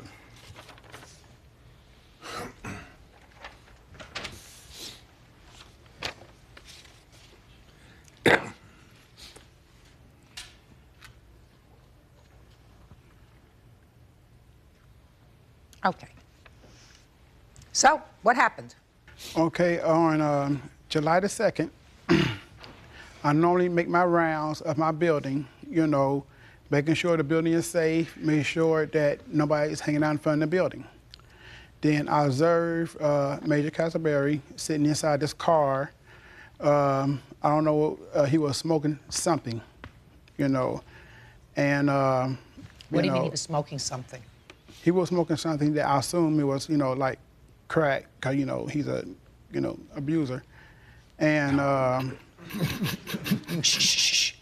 and also, when they got out the car, the young lady got out and came to my building, and before she walked up the stairs, she had used the restroom right in front of my stairs. You mean she just used the restroom in front of my stairs. You mean she urinated in front of your stairs? Yes, ma'am. She didn't use a restroom because it wasn't a restroom, it was the stairs. It was the stairs, yes, ma'am. And you saw this, sir? Yes, ma'am. And this was around between 3:30 and 4 o'clock a.m. in the morning. Okay, and then when Major Castleberry proceeded up the stairs into the house, I didn't think nothing of it until he just opened up the door and just went in. And So then, you were concerned that you didn't see him knock at the door or that you didn't see Bob let him in. He just opened the door and went in. Right, he just, you know, because he just opens the door and just walks in. I knocks on the door, he cracks the door. Then I observe that when he cracks the door, my concern is with Bob. So what did you see when he opened the door crack, you mean? I seen this naked woman standing up, getting her clothes off the floor. Was that the same woman? The same woman that he was in a car with. Who you saw using your staircase as a bathroom? Right. Okay. And then as she was standing in the middle of the room floor naked, and then I said, I want to talk to Bob. And then he go tell me that you're not gonna talk to no one, and slam the door in my face. So I'm assuming that he just got upset because I disturbed whatever he about to do. When he slammed the door, I talked through the door. I said, I want to talk to Bob to make sure Bob know that you're in the house. Because I don't know if he let the door open for you, or I don't know that you just walked in. Because Bob always have people coming inside his house, drinking with him, and always leaving out with money of his after he passed out of drinking. I said, okay, if you want to open the door, I'll just go call the police, and then so I can see, is Bob okay? So, did you do that? Yes. And then the two couples came out, him and his girlfriend, came out the house, and they start arguing about 4 a.m. in the morning to top of their lungs. Then I was trying to come to them. I said, look, y'all can't be yelling in my building at 4 a.m. in the morning. And where was this taking place, this yelling and screaming? Right outside, because they had stepped outside. Judge Judy continues in a moment. You take her up to the apartment with Bob passed out on the couch. Well, Bob was actually asleep, you know. He was in a deep sleep. Real cases, real people. Judge Judy. Major Castleberry is suing apartment manager Zachary Thomas for assault. Zachary claims Mr. Castleberry was causing problems in his building and was attempting to detain him until the police arrived. This is outside the apartment, so how did he get hit in the head? Okay, then, after I went to trying to calm them down, and then the door was already open, so I seen Bob laying down, face down, on the couch. So I went to the apartment to see was he okay. Major Castleberry came in and started shoving me, well, tried to shove me out the door. You know, I said, Major, you know, get your hands off me. Then he kept on shoving me, kept on shoving me, kept on shoving me. And then I wouldn't budge. So I detained him against the wall and said, Major, be still until the police come. Then I heard footsteps coming up the stairs or down the stairs. So anyway, I heard footsteps. Then when I turned and looked to see who was that, when I turned back around, he had hit me in, somewhere in the cheek area, you know. He had struck me first in the cheek area. And then he struggled trying to get it loose, started trying to get it loose. Then as he kept on trying to get it loose, trying to hit me still, kept on trying to swing, that's when I countered and hit him to calm him down. Then after I hit him, then he come Why did you pin him, sir? Mr. Thomas, I understand what you're saying, and I understand that you felt as if you were protecting the tenant or trying to make sure that the tenant was okay in your building. Right. What I don't understand is, sir, once you saw the tenant in your building, who you know, according to you, drinks, and you saw him, according to you, sort of passed out on the couch, right? No, I didn't know he was passed out. You saw him face down on the couch. Yes, ma'am. That's what you saw. So you knew he was okay. No. Or as okay as he has been other times when you've seen him, if you said, you know, he drinks, right? Right. So why did you try to detain this man? Because he was swinging on me. No, he wasn't swinging on you, sir, until you went into the apartment. When I first came to the apartment, knocked on the door, like I said before, and then he refused to let me speak to my tenant. He doesn't have to let you speak to your tenant, sir. You know that. I mean, I'm not faulting you. I think you were trying to do your job. I don't think that there was anything malicious about your intent. I really don't. Except that because you had certain grounds to believe that the people who were going into that apartment were not wrapped too tight that evening. You know, you have a woman using a staircase as a bathroom. That's a plain lie, Your Honor. Mr. Castleberry, Yes, ma'am. what were you doing out sitting in the car 3:30 in the morning with this lady that you picked up at the store? Obviously, Your Honor. No. Look at my eyes, Mr. Oh, Castleberry. definitely. No Mr. problem. Castleberry, Yes, ma'am. you said you met this lady when Yes, you were ma'am. going out to the store. Yes, ma'am. And you were going to the store to get what? Well, I was going to the Here, store. look here. Oh, fine. I was going to the store for Bob to get him a bottle of liquor, actually. Right. Yes, ma'am. So you were going to the liquor store, and at the liquor store you met this lady who needed a ride Correct. to where she lived. Basically, no, ma'am. She just actually wanted to ride up the street. She didn't ask me to take her home. She just asked me, basically the conversation went like, can I hang with you, right? I said, well. At the liquor store where you went. No, this. You went to the liquor store. This is not a liquor store. This is actually Walgreens, And that's why I met the lady on the way out of the store. And she asked me. So she asked you, the lady who you met coming out of Walgreens, said to you, can I hang with you?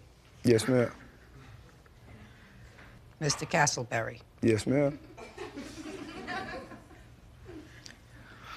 As much as I hate to admit it, sir, I wasn't born yesterday. Okay, though. Well, that's the truth, Your Honor. Now you, who I'm sure hadn't had anything to drink that night, is that right? I had some beers or what have you, but yet and still I wasn't. What's the what have you? Some beers. It's a what have you that I'm interested in. Yes, ma'am. Well, I had beers. Then you had some beers and you went to get some more liquor for both you and Mr. Bob over here, who was passed out on the sofa. And you meet the young lady outside of Walgreens who wants to hang with you. And you take her up to the apartment with Bob passed out on the couch. So far, am I getting this picture right? Well, Bob was actually asleep, He was in a deep sleep. Is that right, Bob? No, it isn't. Judge Judy continues in a moment. There was no reason for him to be alarmed by him seeing me going there into Bob. With the lady who had just urinated on the stairwell. That's not true. I believe it's true. Okay, doke. Yes, ma'am. Real cases, real people. Judge Judy. Major Castleberry is suing apartment manager Zachary Thomas for assault.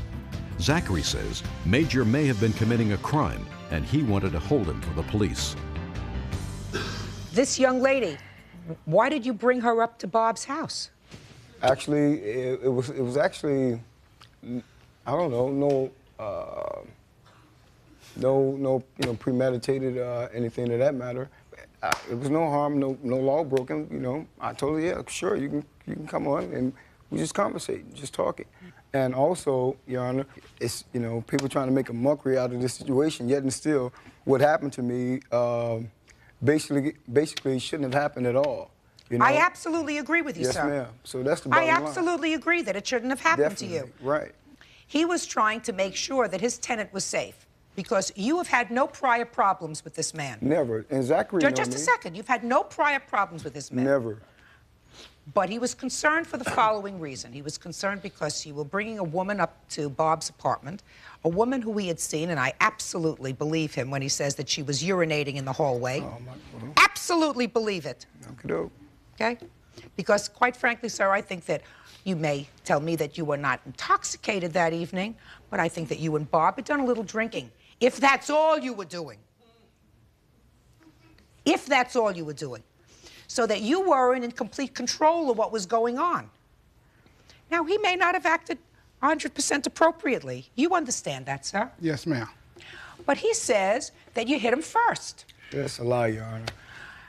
Well, he says that you hit him first, but then again, he was pinning you against a wall, a partition. A partition wall. A partition. So he put his hands on you, and I don't think he had any right to do that. I don't think he had any right to put his hands on you because what he came in and saw was two guys who were semi-inebriated, and according to him, with a naked woman in the apartment. Something that I would not necessarily encourage, but which is not a crime. It's not true. Listen, Mr. Castleberry, this whole scenario that evening doesn't sound totally kosher to me. You know what that means? Totally right. Because I don't know what you're bringing some lady that you just met off the street, whether it's at 10 o'clock at night or 3 o'clock in the morning, up to this man's house for. What do you don't know anything about her. You know? You're pretty well sauced, he's pretty well sauced. Everybody's sauced, and you bring a stranger up to the house that can clean him out and go into the bedroom where his 92-year-old mother is sleeping and slit her throat. No. You know, I mean, all that is possible. This is somebody that you didn't know. May I actually say something, Yeah, Your Honor? sure. Thank you very much. Actually, Your Honor, none of this, Zach have known me since 1985. I've never been in jail, never been in no trouble, or nothing of that matter, period. And he know that, hey, there was no reason for him to be alarmed by him seeing me go in there into Bob's. With the lady who had just urinated on the stairwell. That's not true. I believe it's true. Okay, doke. Yes, ma'am. I believe it's true. Okay, doke. Can I say something? Yeah. The reason I put my hands on him, because he put his hands on me first, shoving me out the apartment. You had no business being in the apartment after you saw that he was in the apartment still breathing. Okay. Except that this woman, but the woman, according to you, was outside, right? At the time when this took place, the woman was outside the apartment, correct? Yes, ma'am. All right. I mean, I understand your concern, Mr. Thomas. And there was an arrest there at the same time. A what? The police did arrest the woman. For what? For being intoxicated, wouldn't shut up, and wouldn't listen to reason. The police handcuffed her and took her to jail. Interesting. They took her away in handcuffs? He's lying. No, he's not. All right. Okay, doke. No, he's not. All right. He's not lying. Mr. Castleberry, you Yes, have to ma'am. use better judgment, sir, if you have better judgment, because if this man gives you access to his apartment, you have to exercise better judgment about who you permit into the apartment. Now, you're suing him for $4,000, Mr. Thomas. No way. No way. And I do believe that you did, in fact, hit him before he hit you. I also believe, however, that Mr. Thomas, sir, overreacted in the situation by not leaving the apartment once you saw that he was okay. Yes, ma'am. So, you're both a little bit wrong. Judge Judy continues in a moment. Now, it says here that you had a little bit of a knot on your head, right? Yes, ma'am. That's what it says. That's what it says. So I have some other questions for you. Are you employed, sir? Yes, ma'am, I am. Who do you work for? I'm a government painter. A what? A government painter. So you work full-time for the government or part-time? Full-time. Did you miss any work? Just over here, sir. Just the days that I had to go, and I consulted an attorney, and I also went to the doctor. It's not what I'm asking you, sir. After this incident, Yes, not the I days did. you took off to go to see a lawyer, or not the days that you took off after you consulted with the lawyer to go to a doctor. Because that's about what happened, right? First you went to see a lawyer, and then the lawyer sent you to a doctor, correct? That is correct. See how smart I am? See, if you're really hurt, you go to the doctor before you go to the lawyer. That's what happens when you're really hurt. Okay. When you're not really hurt, first you go to the lawyer, and then the lawyer sends you to a doctor. May I say something, please? Sounds right to me, Jim. So, Mr. Castleberry, I am awarding you damages, sir, in the amount of $1. Thank you. Parties are excused. You may step out. Thank you. Judge Judy continues in a moment. And on the next Judge Judy. This guy straight up lied, and he knows he's lying. So, you know, that's with him and God. If I would have hit him first, I'd have hurt him. Okay, he would have had some sort of, report from a doctor or some sort of injury. You see what I'm saying?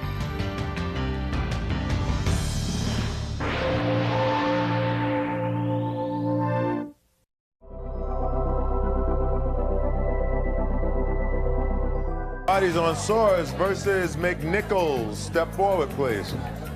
19-year-old nursing assistant Melissa Soares says her ex-best friend, 20-year-old Nainita McNichols, beat her up and owes her for a phone bill. Nainita claims Melissa is a gossip. Order, all rise.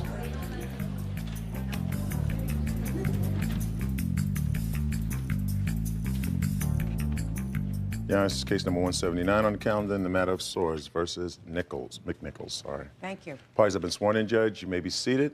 Have seats, please. Ms. Soares, I gather that who are you? Her mother. You can have a seat. I gather that before the defendant came to live with you, she was a friend of yours. Best friend. How long had you been best friends? Since our freshman year. In high school? Yes.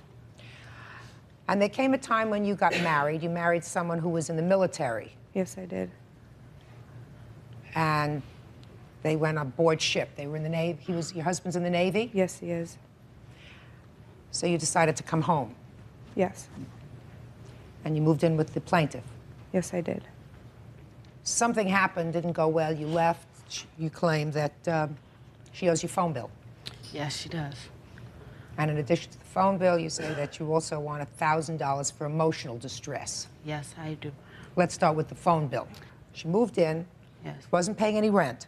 No, I told her it was okay for her not to pay rent because she was my best friend. I missed her. So I said, you can come and stay with me for free. It's okay, just come and stay here. So she came to stay with me, and when she did come to stay with me, she stood there till about May or June. Then she decided she wanted to move for a little argument that we had, but we were still friends. So she decided she wanted to move in with her mother. Now I still have this phone bill, which the phone hadn't gotten shut off yet, which I wasn't worried about because she had told me she would be giving me money. And at this time, I still had I really trusted her because she was such a close friend of mine. So when it came down to the phone time to get shut off, she came by and I was in the West End of the New Bedford area.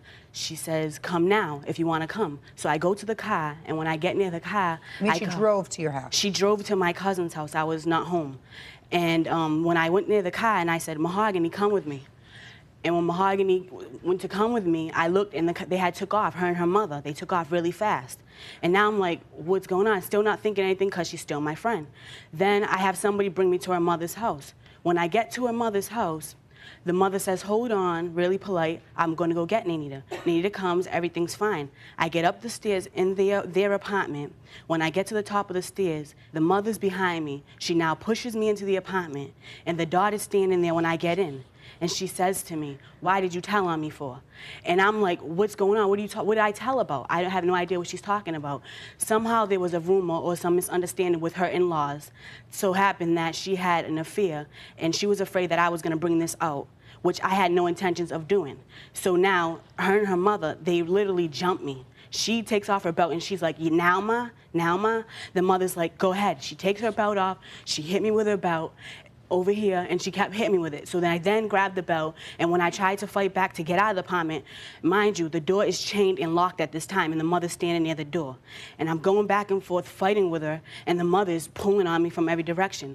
Finally, someone's at the door, which is him. He's at the door, and he's like, what's going on? He came, he's her friend. Okay. No, he came looking for her, the mother. And then he came and said, what's going on? I then ran down the stairs because now I get out the apartment. When I get down the stairs, the mother comes at me. I'm not satisfied. It's my turn. So she went at my neck, and he had seen that. And then after that, I came out the house, and so happens that the story got twisted around. Basically, I did not fight over the phone bill. I would like my money because this is all that I have, and so therefore... Okay, let's start with A. You lived with her for how long? I was there March and April 29th. And were you calling your husband? He was calling from Florida. So you know you owe her a lot of money for a phone bill? Yes, I do. Why didn't you pay her? I paid her. I only owe her $100. The first week... Just a second. Show me the phone bills. Let's start with that first. The whole bill is actually $525, but I only have $325 to show for, and I would settle for that much. $325? Yes, that's all I have to show for. Okay. Show me your proof that you gave her $225. She was my best friend. When she came to me with the phone bill, I went to the ATM, I took out $200, I brought it to her house. The following Friday, I brought another $100. Then I owed her, that was $300, I owed her $200. I stopped paying her $100. I left money with my mother, like $25 here, $30 there. She was picking the money up from my mother every Friday after that. Then I found out that she called my in-laws and told them I was cheating on my husband. She wrote him on the boat and told him I was cheating on him. I did drive by. How do you know that? How do I know? Because I spoke to my husband. And my in-laws is the one who told me. Did he send you a copy of the letter? No, he ripped it up. What possible motive would she have to do that? Because she thought I wasn't going to pay her the rest of her phone bill money. Okay. Did she give you any money in cash? No, she had never gave me any money. Why didn't you get a receipt for this money that Because you she say was you my gave best her? friend. When I moved out, it was not you on moved- bad terms. You moved out? Because she had made plans with her cousin to move in for the summer. We didn't move out on bad terms. Well, you didn't move out on good terms. There was an incident. No, there wasn't. No, there wasn't. You didn't have an argument with her? No. Did she have an argument with you? Yes, we did have a little. We had words. When she packed her stuff, we had words, and she decided to leave. What were the words about? It was in regard to the fact that her little brother was over the apartment. She was on the phone with her husband, and he was underneath my glass table scraping the thing, and I said, get out of there. And she didn't like the way I said it to him, and I told her I would say that to any other little kid, my own brother or sister. What makes you think I can't say it to your brother? If you can't keep him tamed, I'll do it myself. This is my home. And then that's when she then said, well, I don't have to effing be here, quote. So then she left. And Does that sound familiar to you? No. I know about my little brother, but that's not why I moved out. It was planned that I was moving out when my husband went on the boat, because her friend was moving in for the summer, her cousin. Yeah, but you moved out before the summer. So that doesn't sound familiar to you, what she just said to you? I know we had, I mean, that happened, but that wasn't, no. I lived at her house. Who are you? Mahogany Silver. Were you there? I was there. Well, step up here. I was there, and what she said is what happened. And Mahogany she was not there. I was there. No, I was she wasn't. there. Don't. Let me hear. I was there when it happened, and I was there when she packed her stuff, because I even talked to her in the hallway, and she was telling me how she was mad about Melissa scolding her brother. I was there. Why did you tell my family that I was cheating on my husband? Listen to yourself. Listen to yourself. Listen to myself. I'm listening. Try listening to yourself. Real cases, real people. Judge Judy. Melissa Soares claims Naynita McNichols beat her and owes her for a phone bill. Naynita says Melissa bit her thumb, sending her to the hospital. You were there when this incident occurred, and you had a conversation with her in the hallway? In the hallway. I asked her, you know, she just like went in the room without telling anyone, you know, and started packing her things. So when she was taking, you know, moving her things into her car, I went in the hallway and asked her, you know, what was wrong with her. And she told me she was mad about Melissa scolding her brother. She didn't like the way Melissa talked to her brother. How old is your brother? He's 8. Mm-hmm. Okay, thank you. Step up here. Were you present during this incident that took place in her home? Yes. Who are you? My name's Orlando Urquhart. I'm a friend of the defendant and Melissa. I lived with the defendant for a year. Tell me what you observed and when. All right, I was going over to pick up my fish tank, and I was outside the house with Jeff walking the dog. And who's Jeff? Jeff's the neighbor that lived downstairs. Me and Jeff was talking outside. Next, you know, I heard like a big ruckus upstairs and pounding on doors. And I was like, what's going on? Because the bottom door was locked, and I was ready to kick it in. And then they come down. She finally gets the door open, and she comes running out. Describe her condition when you saw her. Eyes watering, fear, shock. Did you see the defendant?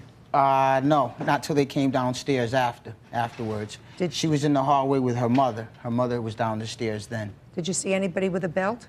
No. Did you see any marks on any of these people? No, I didn't see any marks. It was kind of like 7 o'clock when the sun was going down, and everything was just like a ruckus. Okay, have a seat. Now, I want you to tell me first, did someone call her to come to your house that evening? No, I had drove by. We was coming from the mall, and I saw her at her cousin's house. And I stopped, and I said, I have your phone bill money at my house. when are you going to come get it? Because she didn't come the past 2 weeks.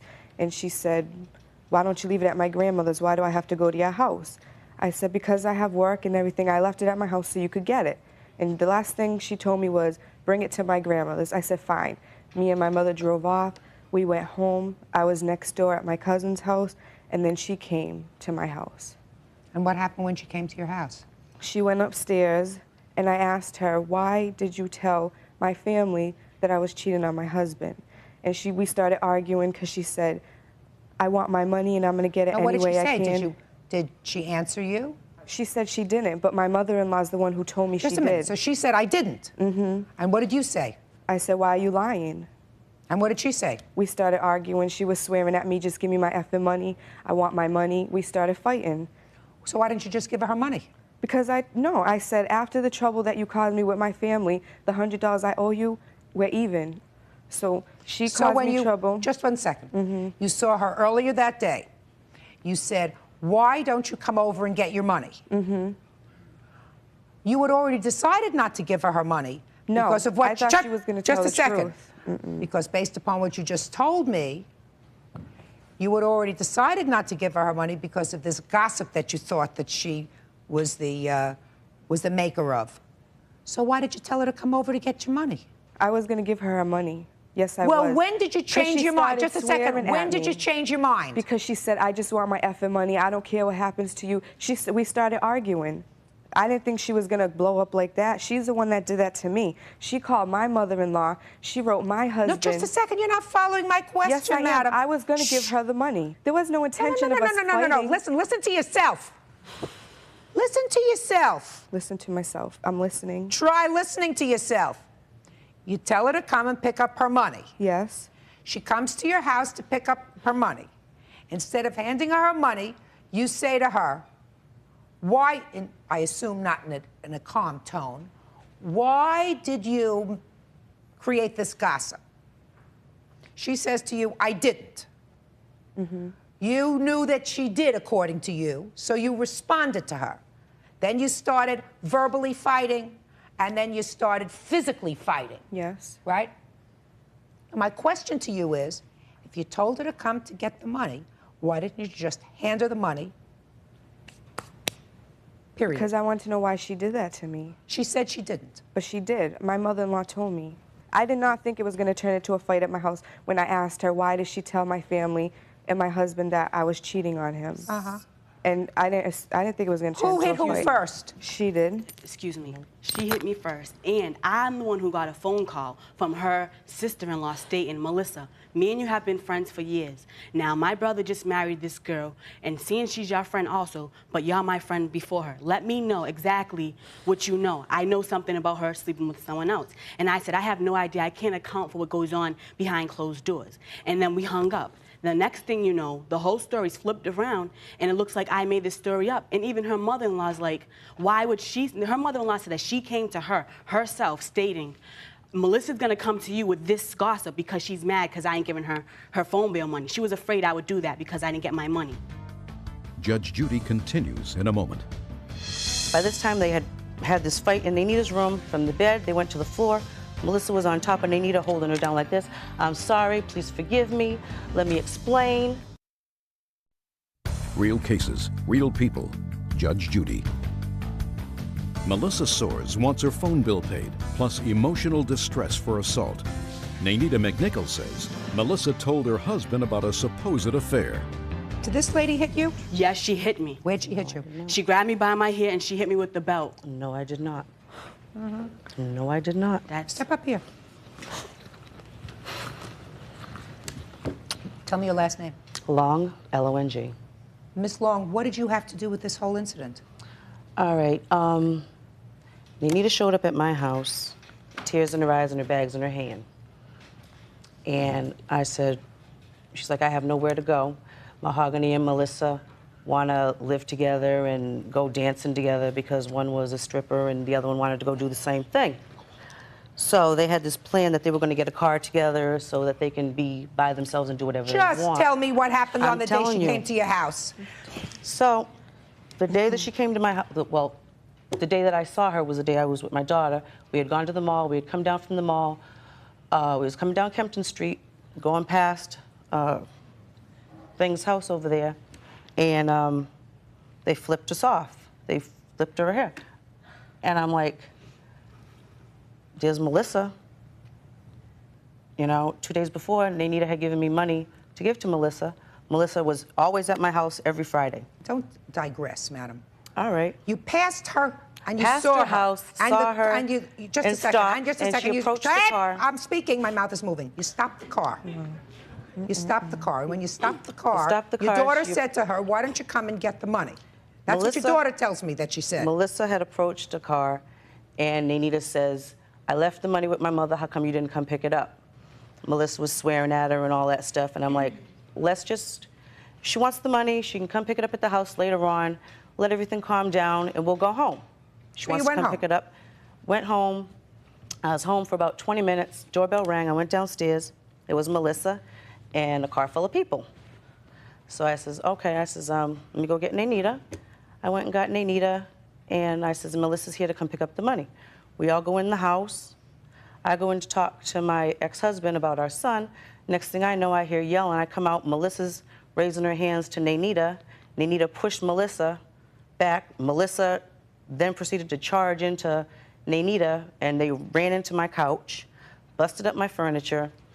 Nainita kicked her off the couch. They fell into the door in her bedroom, started fighting around. I'm yelling and screaming, saying, "Stop, you're gonna bust my TV, you're gonna break the lamp, you're gonna roll into the fish tank, you're gonna get glass all over yourselves."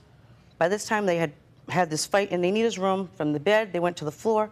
Melissa was on top of Nainita, holding her down like this. "I'm sorry, please forgive me. Let me explain.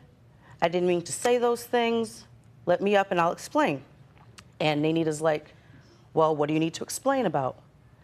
And she's like, "Well, I'm just sorry for everything that happened or whatever, and I want my effing money and I want to go." And by this time, my house was like trash. My couch was broken. Things were all discombobulated in my house. And I opened up the door. I told Melissa, "Get out." A couple of days afterwards, my son came home, my older son, he was 17, and he says... Don't tell me what your older son said to you. My older son told me that... Don't tell me what he said to you. I'm not interested in what he said to you. Oh, you're not interested? No. Okay. Has nothing to do with this case. So they were harassing him. Has nothing to do with this case. And during the time that the fight happened and the time that they came and destroyed my car, they would go by the house and harass. Madam, I don't have anything about, in this case, about your car. I don't have anything about your son. All this case is about a phone bill and what happened to her when she got to your house. You have anything else? And I have else? pictures of the destruction that she did to my house. Madam, did you file a claim? Yeah. The question is, did you file a claim? Yes, when I talked to the woman on the phone. No. Did you go to court and file a claim? No, I didn't go to court. Then you have no claim. Judge Judy continues in a moment.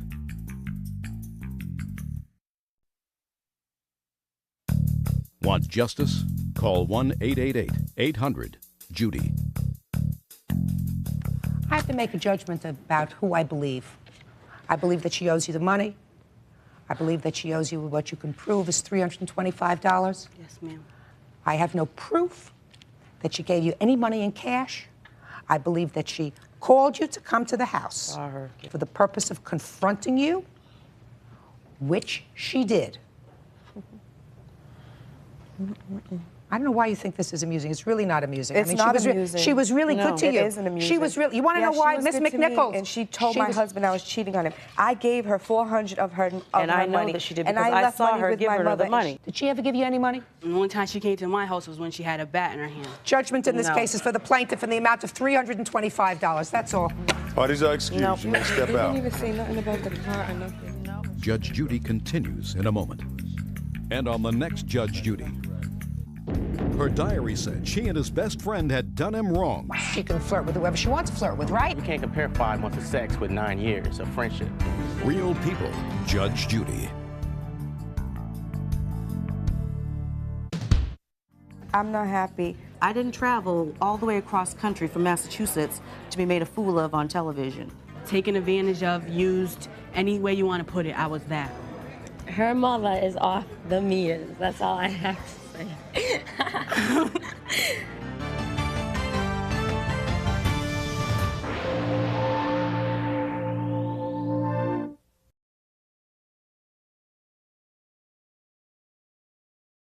Party's on Rice versus Gardner. Step forward, please. 18-year-old Audra Sullivan Rice is suing Sarah Gardner, the editor of their high school yearbook, because she says out of jealousy, Sarah deliberately used an ugly photo for her senior portrait. Order. All rise. Quiet, please. Now, this is case number 268 on the calendar in the matter of Rice versus Gardner. Parties have been sworn in, Judge. You may be seated. Have a seat, please, sir. You graduated from high school. Correct. You were in charge of the high school yearbook. Correct. The senior section.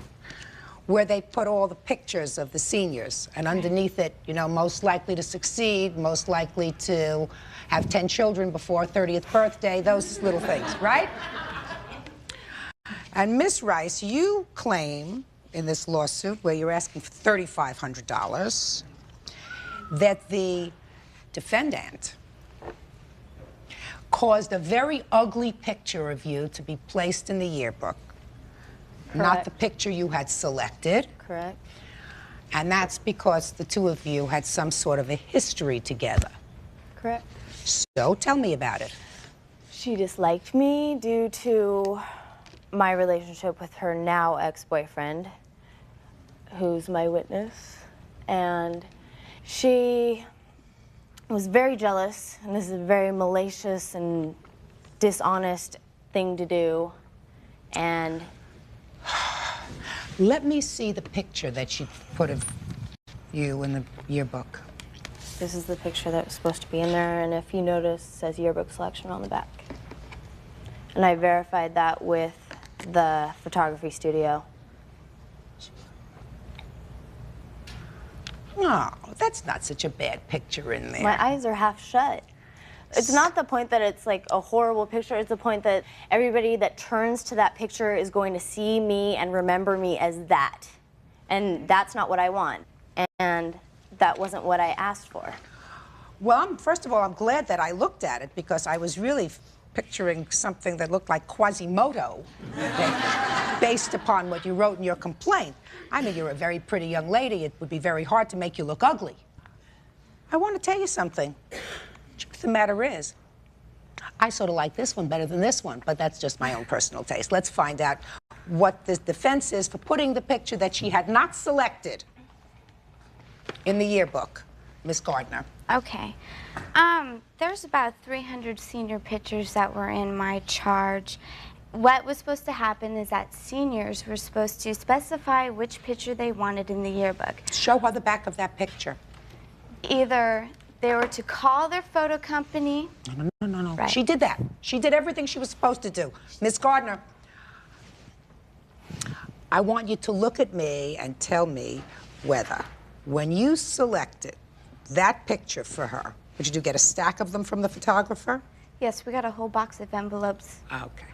That you took any special care in selecting her picture? No. There were 3 other individuals that worked with me the first day. Turi, who is my witness, worked with me on the first day, and then there were 2 other individuals who helped me. You worked with her? Yes. Step up here.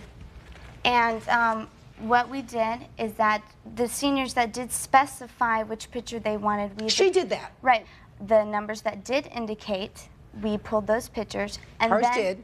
And then the 3/4 of the seniors who did not specify, we were advised by Mr. Sonamaker to pick the top photo from each envelope. Okay, but she picked which photo she wanted. It's on the back of her photo, that's the one she picked. If Mr. Sonamaker had a meeting with her and she specified, he did not let me know. We did divide up the pictures between me and the other 3 individuals that worked with me, and since we were working very fast, no, I don't know who handled Audra's picture. Do you remember who handled her picture? No, I going through, it takes you about 2 minutes to do each one, and you don't even look at their names really. You just look to see if the barcode was there. And now, Miss Rice, other than the fact that you have a history with Miss Gardner over you. Correct. In which?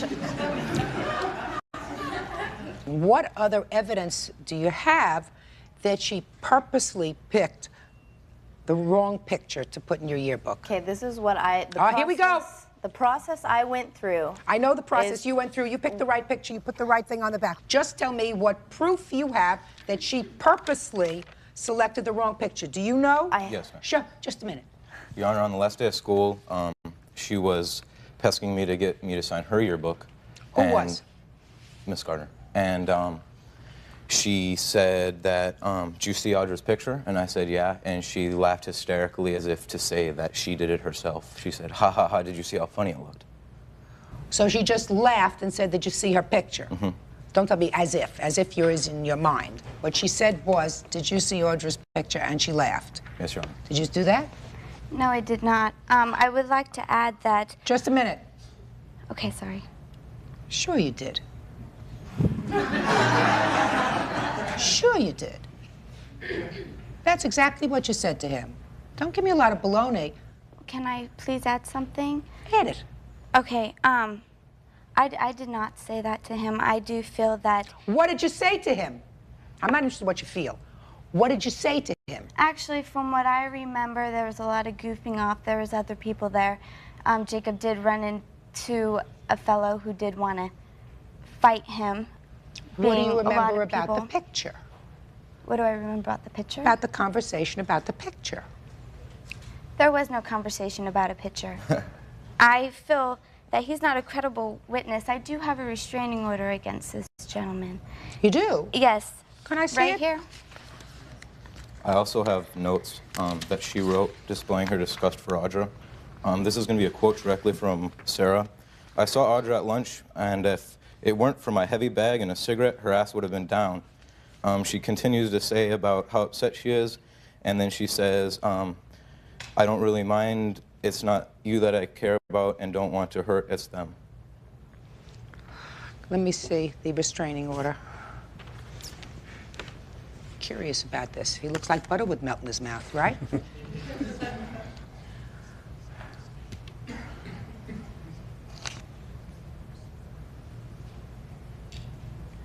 Why did you get an order of protection against him? I was being stalked. There were times when he's tried to strangle me. Coming to my house late at night, I felt very unsafe. And you had a hearing on this, a trial? Yes, I did. Were you represented by an attorney at this trial? He did not show up. I was in Utah. What were you doing in Utah? I went on a road trip with my parents. You mean you knew you had a court date and you didn't show up? That Mhm. requires an answer, sir. Yes, Your Honor. That was pretty stupid. That was pretty stupid. How old are you? 18. Did you tell your parents you had a court date? Yeah, when we were in Utah.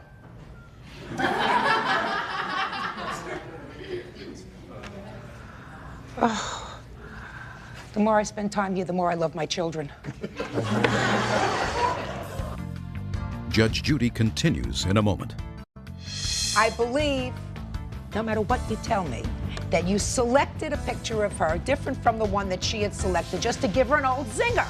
And later today, Well, he didn't give us much of a chance really to get out of the way. He used his car as a battering ram. real cases, real people. Judge Judy. 18-year-old Audra Sullivan Rice is suing her classmate and editor of their high school yearbook, Sarah Gardner, claiming Sarah deliberately selected an ugly photo for her senior portrait. Sarah claims it wasn't her job to pick the photos. The picture of you in the yearbook isn't terrible. As a matter of fact, I think I like it a little bit better than the one you selected. I do, however, think that there was some design to get that picture in there. It just seems too coincidental to me that she's in charge of the yearbook, she can't stand you, you pick a picture and a different picture goes in there, right? And there's all just too much coincidence that doesn't sit comfortably with me. But if she picked the wrong picture, truth of the matter is, I think she picked a better one. So I don't think you should be that discouraged. Okay.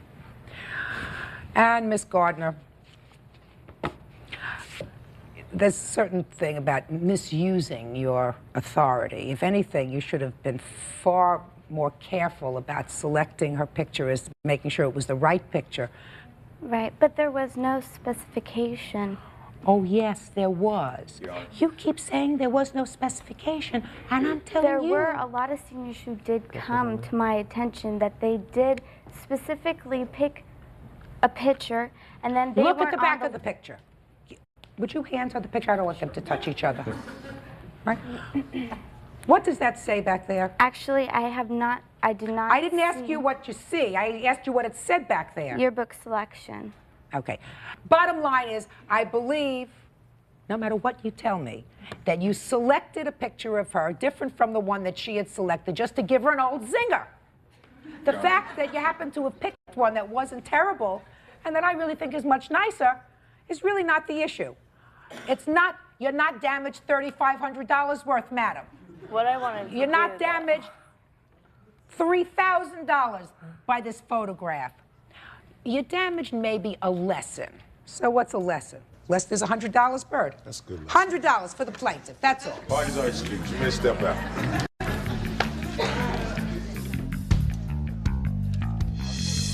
And now the next case. Party's on Gorman versus Siemens. Step forward, please. Mike Gorman says, while attempting to retrieve a package during a UPS strike, picketer Don Siemens pounded his sign on the hood of his car, causing severe damage.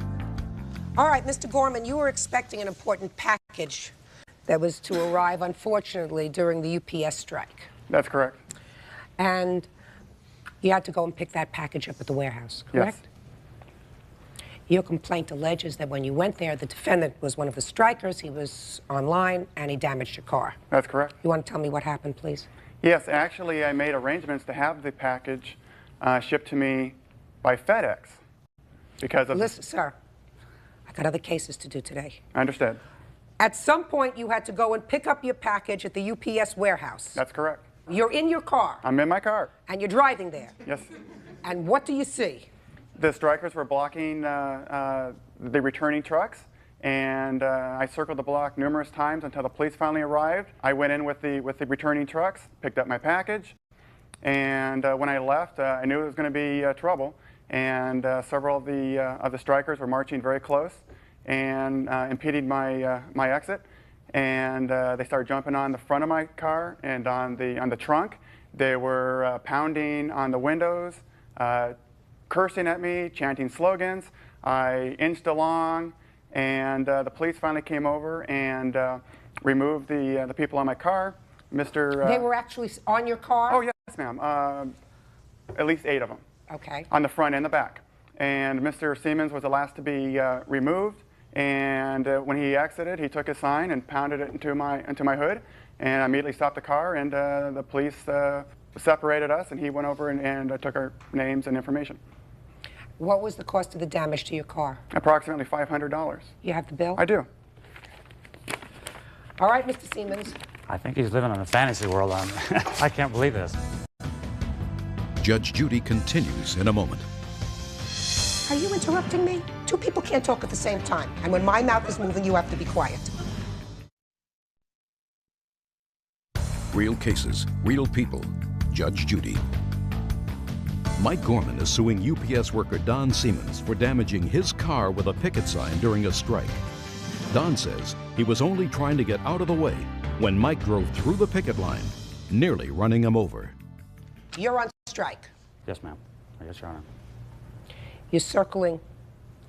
We were walking the sidewalk there, yes, back and forth. So tell me what happened.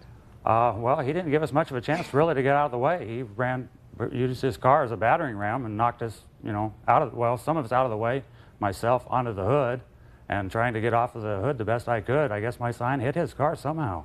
What were you doing in front of his car? Well, we were on the picket line. No, what were you, not wait. Oh, I'm sorry. What were you doing? I'm sorry. Listen, you're walking around with a sign, Mr. Siemens. Back You and see forth. his car. You have several choices. You can either move to the side and make way for him to leave. He didn't give us enough time, Your No. Honor. No, he didn't, honest. There was about 20 of us out there, 15 to 20 of us. And he hit 5 or 6 of us. Jason was there to contest it. Can I say something, Your Honor? Sure. Okay, we were ordered by our union to go on strike. We're all in front of the building striking. The plaintiff comes, he did not even slow down. He almost hit 3 of us when he was coming in, did not slow down. I don't know where he's getting this, oh, I inched in, inched out. He didn't do anything. Okay, so when he's coming out, we have more people come out to block him because this is ridiculous, the fact that he came in and almost ran us over. I mean, we're pedestrians. Just a second. All right. You just said a very important thing, sir. You said you had a lot more people out there to block him. That's what you just said. Well, we set up. Just a sec. Hey, that's exactly what he said, sir. He said there were people blocking him, cursing at him. Right? Mr. Cronky. We were telling him to stop. You were telling him to stop what? Because I was right in front of his car, and we were telling him to stop because he was running me over. His bumper was pushing right into my legs. Why didn't you just walk away, Mr. Cronky? Because he was already running into me at the time, Your Honor. No, Mr. Cronky. My recollection of the UPS strike was that there were managers driving the trucks, correct? Well, while the policemen were there. Yeah, yes, is that correct? Yes, management. And is it also correct that they were being heckled, for want of a better term, as the trucks were going in and out? We were just stopping them from doing their course of business. We were setting up a picket line. You were stopping them Yes. We were not from going into their building. Isn't that the whole purpose of a picket line? Yes. Isn't that the purpose of a picket line? Just No, sir. We're disrupting? No, sir. That's not the purpose of a picket line. Let me ask you this question, sir. Do you believe that if this gentleman was going to pick up his package and he had a clear path to go into... He didn't have a clear path, Your Honor. Are you interrupting me? 2 people can't talk at the same time. And when my mouth is moving, you have to be quiet. Do you think that if this man, who was doing nothing more than going to pick up his package, got there, saw your picket line, and there was a path for him to go in, pick up his package, and come out, we would be standing here today? No. He went in about 30 miles an hour also into the driveway. And on the way out, there were more pickets for him to go through. There were, what right does that give him to run into us, Your Honor? I don't believe, sir, that he ran into you. I believe that you were blocking him. That's what he just said. They brought out a whole bunch of other people to block him. I believe that's what your witness just said to me, Mr. Siemens. We walked back and forth the street. That's what a picket line's for. I believe at the time I was a pedestrian and an automobile hit me. Is there something right with that? That's what you believe? Yeah, what right That's what you believe? How many people were out there on the picket line by the time he came out? Approximately 20. Okay, so there are 20 people, and he's one person in his car. Do you think that that's intimidating with people yelling and screaming and cursing? You think that that's intimidating? You can't tell me that you weren't yelling at the people who were going into... No, ma'am. Mr. Siemens. We were not yelling. He wasn't there for any other purpose than to pick up his package. We had no and idea. run over a few people. That's all right. Well, run over a few people. I don't see how that gives him the right to run over, to hit us. Judge Judy is ready to rule. You have no right to inhibit him from going to pick up his package in any way. What if it contains insulin for his baby that he needed? You didn't give a damn. It didn't make any difference. What was in this package? Excuse me. It could have been penicillin, it could have been a heart transplant, it could have been anything else. The fact that it was, what was it, computer equipment or something? It was an item I needed for my business. Your business was impeding business as usual for UPS. That's a legitimate thing to do as far as a strike is concerned, letting people know you're on strike, that you have a grievance. He's an individual citizen and he has a right to go and pick up his property. And if he chooses to go through your picket line, he chooses to do that. That's his choice. And you have no right to impede that. You owe him $461.85, which was the cost to fix his car. That's all. Parties are excused. You may step out. Out the back door to your right, please. Judge Judy continues in a moment. And on the next Judge Judy. We were not picketing the customers. And we would open up and let them through. He didn't give us time. He didn't even slow down when he came in to get his package. Your line here is bringing disgrace to the Teamsters Union and especially the... Oh, God, you gotta be kidding and especially me. the local... That doesn't have anything to do with it. That does not have anything to do with it. You ran into me.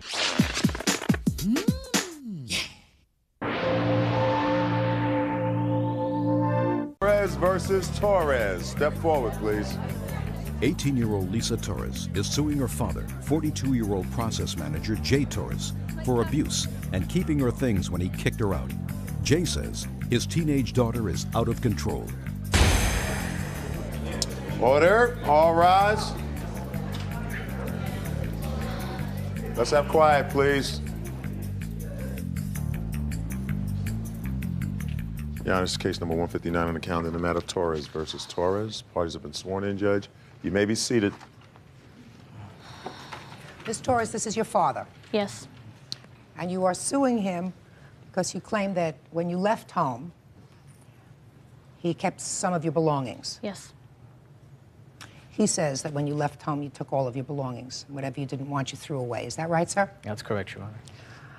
I read both of your complaints, your complaint and your answer. There were certain things that were a little troublesome to me, so let me ask you. It appears that the trouble between you and your father started when you were 12 years old, according to you? That's when most of it started, yes. How old are you now? I'm 18. Say the problem started when he first lied to you about the fact that your mother was dead. Yes, ma'am. You have a sister? Yes. A younger sister? Yes. How old is she? I think she's 12 years old now. What do you mean you think? I haven't really had any contact with her for a while, so I don't know for sure. And you always lived with your father? Up until I was 12, yeah. What happened when you were 12? I started going to various group homes because of the problems we were having at home. What makes you think that your father lied to you when he told you that your mother was dead? Because I talked to a CPS worker in Arizona, and he said he would start looking for her. So he looked for her in Georgia, looked for a death certificate, to see if there was a death certificate. He didn't find anything there. So he searched all over the U.S. He found no records of any death certificate on my mother. And that makes you think that he lied to you? Did your father tell you the circumstances surrounding your mother's death? He told me different stories about how she died. Was that your first wife, sir? Yes, Your Honor, it was. And how long were you married? Elizabeth and I were together for 10 and a half, almost 11 years. And how did she die? She died in an automobile accident in Decatur, Georgia, Your Honor. That's the only story I've ever told Lisa and Randy both over all these years. And Was she alone at the time of the accident? Yes, Your Honor, she was. I had been contacted by one of Liz's friends when the accident occurred. At that time, Lisa's younger sister was with her mother, and I had to fly down there to get her. And I also attended the funeral, so she's dead, Your Honor. She's gone. At age 12, you started to go to various group homes. At what point did you leave the house permanently? That would be when I was 17. That would be May of '97. Had you gone through all of your things at the house? No, I didn't have a chance to. Why?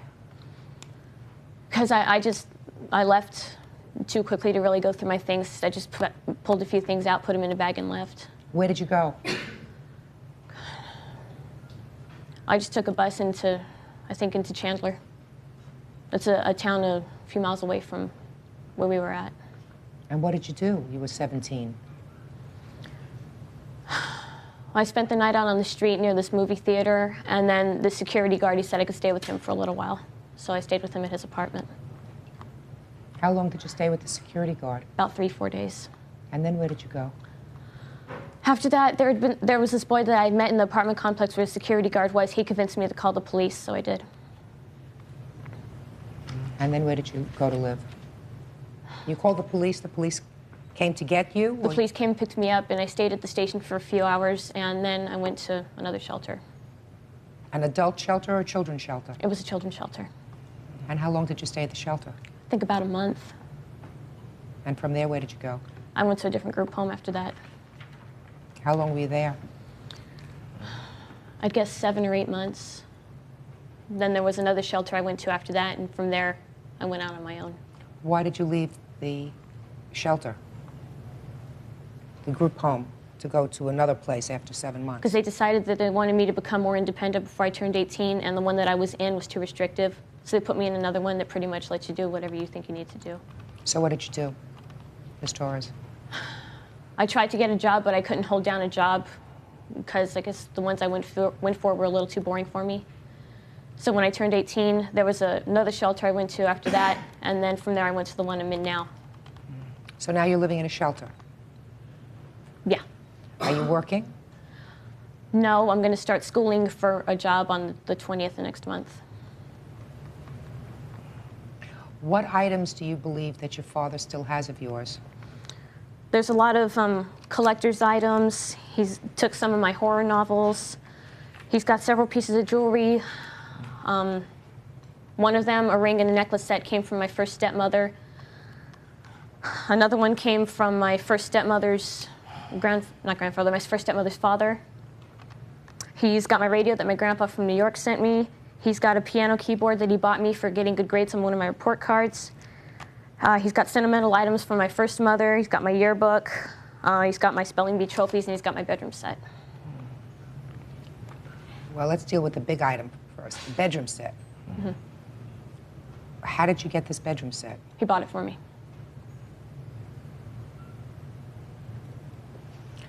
Mr. Torres. Your Honor. You've heard the list of items that your daughter says that she would like back. Yes, Your Honor. Do you have any of those things?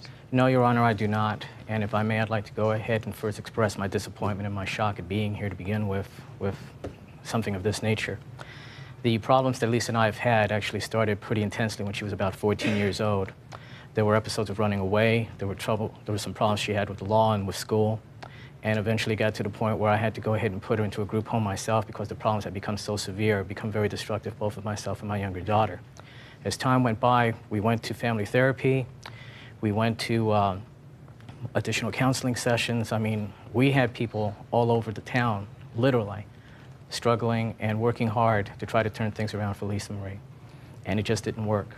And it finally got down to the point when she was 17, where the episode that she's bringing up in question now, she was in the process of being released from the group home she was at. There were several questions and several concerns exhibited by many of the people that were involved with the case about her returning home at that point. Nonetheless, the effort was made to replace her back in my home. She was there for about 4 days. She went through a lot of stuff in that time. And you mean personal things? Yes, Your Honor. In her personal belonging. You say she personal went through a lot of belongings, stuff. clothing, the whole 9 yards, everything. When she left, it was at on the evening of the 4th day, and then we didn't hear anything else for about 2-3 weeks before the police department finally contacted me, and then I instructed them, after the state had already told me that when she was located, to have her remanded over to them as well.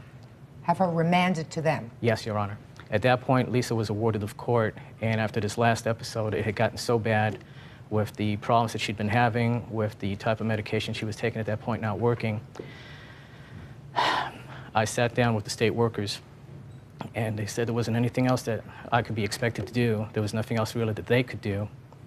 And at that point, I was advised to go ahead and give over my parental rights to the state and allow the state of Arizona to take over Lisa's case. And that pretty much broke my heart. Judge Judy continues in a moment. I'd like to point out, though, that for the past 4 to 5 years, I did not give up, even after a lot of people had already told me you've gone as far as you could. You can't go as far as you can as a parent, Mr. Torres. Yes, I understand that, You Your go Honor, as but- far as you can as a parent when one of you is 6 foot underground. Real cases, real people. Judge Judy. Lisa Torres wants her father, Jay Torres, to return her belongings. She claims he was abusive to her. He says she's a troubled teenager. Is your younger daughter still living with you? No, Your Honor, she's currently in a group home now because of other circumstances that arose partially as a result of this. How long that has I've your managed. younger daughter not been living with you, sir? Since August of last year, and we're looking forward to her coming back in the next month or two. Is it possible that your younger daughter has any of these things? No, Your Honor, she does not. That I can say for certain. Well, you know, I mean, she's talking about bits of jewelry. I doubt whether it's really expensive jewelry. Mm-hmm. But is it possible that when your daughter left, she might have overlooked these pieces that she didn't take with her and your younger daughter took them? All the things that were left in the bedroom after she had gone, I went through, and there were clothes that were very dirty, that were not usable or not wearable. There were some things that she had already outgrown. And as far as the other items that she's indicated, the keyboard, for example, was always something that she shared with her younger sister. And when she left, she told Amanda that she could have the keyboard. As far as everything else, Your Honor, There isn't anything else. I mean, she was essentially really taken out of the home 4 years ago, and in all that time, I did hang on to a lot of her stuff, and when she came back and she looked through everything, she threw out a lot of stuff, and then when I finally moved from there, what little bit was left was put in the trash as well, and there was nothing there of any value, Your Honor. There was certainly no necklace, there was certainly no trophies or anything else of anything left at that point. Is it possible that they would discard it, these trophies and other things? When you moved, so you moved from the residence? Yes, Your Honor, and I went through everything myself, and they were not there, Your Honor. Ms. Torres, it doesn't appear to me that your father is withholding these things from you. He says he just doesn't have them. Did you tell your younger sister that she could have the keyboard? No, Your Honor, I got that from my father as a sort of a reward for getting grades on my report card, and I told my sister I would share it with her. I didn't say she could own it. That you would share? That was originally my item, yes. Do you know where that is right now? Yes, Your Honor, I do know where that is Where exactly. It's being kept in storage along with a couple of other items that I have in there. It's Like in a what? 5x5. Some old computer books. What about her horror novels? This is the first time I've heard of horror novels. The only books she ever read were things like Star Trek. That was it. But you do have certain things in storage, Mr. Torres, is that right? That's correct, but the only item that she's indicated on that list, the only one that I can say for sure is there is that keyboard. I want you to see to it that she gets it. Yes, Your Honor. And what about this bedroom furniture? The bedroom furniture, I do not have. That's been gone for some time. When Lisa had run away the last time and I had spoken with her CPS caseworker, I asked him, what should I do about the bedroom set? And he said he would talk to Lisa. And then about a month later, he called me and said Lisa said I could just go ahead and get rid of it, so I donated it to the Salvation Army so somebody else could have it. You say no. Your Honor, I never got any phone call from any CPS worker or anything. I never got a phone call. This was 4 years ago, Ms. Torres, is that right? No, the last time I was at home was in May of last year. That would have been March of last year, Your Honor. No. Well, in May of last year, was your bedroom furniture there? It was there when I left, yes. This is very, very sad. Mr. Torres. Your Honor. You have to acknowledge, sir, that when you have two children, and both of them are out of your house, that there might be some fault with you. Yes, Your Honor, and that has been addressed quite extensively. There have been several parenting classes, therapy sessions, and quite a bit of help. Well, and the people involved on Amanda's case are all on my side now. That's your younger daughter? Yes, Your Honor. Well, evidently that came about kind of late with regard to this child. Well, in regards to Lisa, Your Honor, I had attended several weekly therapy sessions with her, both at the family group homes that she was at and the hospitals that she stayed in as well. So I gave it every effort that I possibly could. Since you left home, Lisa, have you been hospitalized? No, Your Honor, not since the last time. Which was when? Which was May of last year. I had been in a mental hospital for about a month before then because I was dealing with manic depression. Are you taking medication now, Lisa? Yes, I am. What kind of medication do you take? I forgot the exact name of it. It's an anxiety depressing medication. But you take it regularly? Yes. You sound like a really intelligent gal. Thank you. Did you graduate from high school? No, Your Honor, I went for my GED. But you got your GED? Yes. Probably was easy for you. You're going to go on to school? Yes, Your Honor. What do you want to do? I'm going to become a computer animator. You good with computers? I'm going to be. I'm pretty good with them now, though. You think that would be any purpose in you trying to go for some conjoint therapy with your dad? No. You're not ready for that? No. What about with your little sister? I would be willing to do that. If I can address that, Your Honor, there's been some concern about that with the current caseworkers that are doing work with Amanda. I've already told Mandy back at the beginning I have no objection to her seeing her sister or dealing with her or doing whatever she'd like. That is her relationship, and she needs to keep that intact if that's what she wants to do, and I would not intervene. Also, despite everything that's gone on, I still love my daughter very much, and I really do hope that she goes forward and she can make things work, because that's all I've ever wanted for her. Judge Judy continues in a moment. I mean, you have to understand, Mr. Torres, that your daughter has a mentally diagnosed illness for which she was hospitalized, over which she has absolutely no control. I'm sure that she wishes she didn't have that problem, but she does. Closed captioning, sponsored in part by Real cases, real people. Judge Judy. Lisa Torres is suing her father, Jay, for abusive behavior. He says she is out of control. I'm listening to what you're saying, Mr. Torres, and I'm going to make some suggestions to you. First of all, as far as this court case is concerned, I'm going to direct that your daughter make sure that before you leave today, she gives you her address, and this keyboard that you have, you return to her. Very well, Your Understood? I also think that probably your daughter, who was 18 years old, who's really, that's really still a child. Most of us still know, Lisa, that 18, although you're doing a lot on your own, you lived in a lot of shelters, which probably was very unpleasant, 18 is still very young. And she could probably, Mr. Torres, benefit, at least for the time being, with some financial support from you. That would be gratuitous financial support. That would mean just because she's out there and she's struggling to do it on her own at age 18, she could probably make 25 bucks a week go a long way. I'm just throwing that out to you because I think that if you say, I love my daughter very much and I want her to succeed, that may be helpful for her, a little bit of financial support. I've never had a problem with that, Your Honor. Okay. The only thing that I ask is just for a simple thank you from time to time, that's all. You may not get it right away. I mean, you have to understand, Mr. Torres, that your daughter acknowledges that she has a mentally diagnosed illness for which she was hospitalized, over which she has absolutely no control. I'm sure that she wishes she didn't have that problem, but she does. Yes. So having that problem over which she has no control, I mean, it's just like having, you know, a physiological illness. And if she had a physiological illness, you would want to help her. Right. This is something that can affect personality. It can affect the way you view the world. Right? Yes, Your Honor. Right, Lisa? I'd like to point out, though, that for the past 4 to 5 years, I've continued working at that, and I did not give up, even after a lot of people had already told me you've gone as far as you could. You can't go as far as you can as a parent, Mr. Torres. Yes, I understand that, You Your go Honor, as but far as you can as a parent when one of you is 6 foot underground. That's exactly right, That's Your Honor. right. That's when you exactly say, right. I've had enough as a parent. You don't say, well, this is too tough. I've done my best. You know, it's been 4 tough years, and I can't do any more. Right.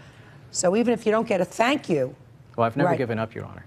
Okay, so what I'm saying to you is, you say you've never given up and you want the best for your daughter. That's correct. Then you don't wait for a thank you. You say, I want her to do well, and if this will ease her life a little bit for now, I want to see to it that I do that for her. And maybe in time, if you do that, maybe things will get better. I hope so, Your Honor. Judge Judy continues in a moment.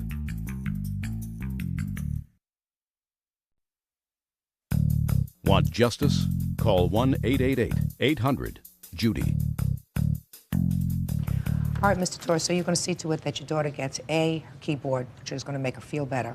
Yes, Your Honor. I would like you to, if you can from me, sir, I would like you to look through some of those other boxes and see if there's anything that's on her list. Would you give him that list, Ms. Torres, please? Just give it over to him. Just take a look through the things, and if there is anything else that you find other than that, the keyboard, make sure you send it off to her. I'll do that, And Your if you want to be a smart man and include it in that box with the keyboard, be a money order for her. Don't send a check, because I don't know if she has a checking account. Right? So send it in a money order. I can do that, Your Honor. And I know spare cash isn't always easy, but it sounds to me as if she's trying at this point. So help her along. Unconditional love is what you have for a child. Yes, Your Honor. Good luck. Thank you. Okay. Thank you, Your Honor. Parties are excused. You may step out. Okay. Judge Judy continues in a moment. And on the next Judge Judy. She's right, unconditional love is pretty much the answer for a parent for any child that's having problems as we've had in the past. And if she's willing to accept it, I'd still be willing to do what I could for her now. But I think right now he doesn't really know anything about unconditional love, and he needs to learn. Sometime in the future, I am willing to start a new relationship with him.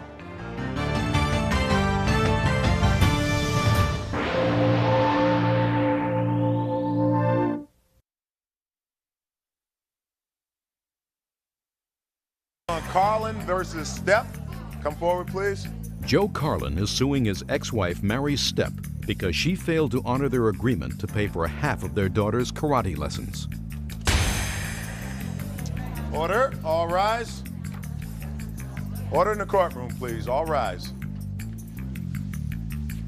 Your Honor, this is case number 293 on the calendar in the matter of Carlin versus Stepp. Parties have been sworn in, Judge. You may be seated. Ma'am, have a seat.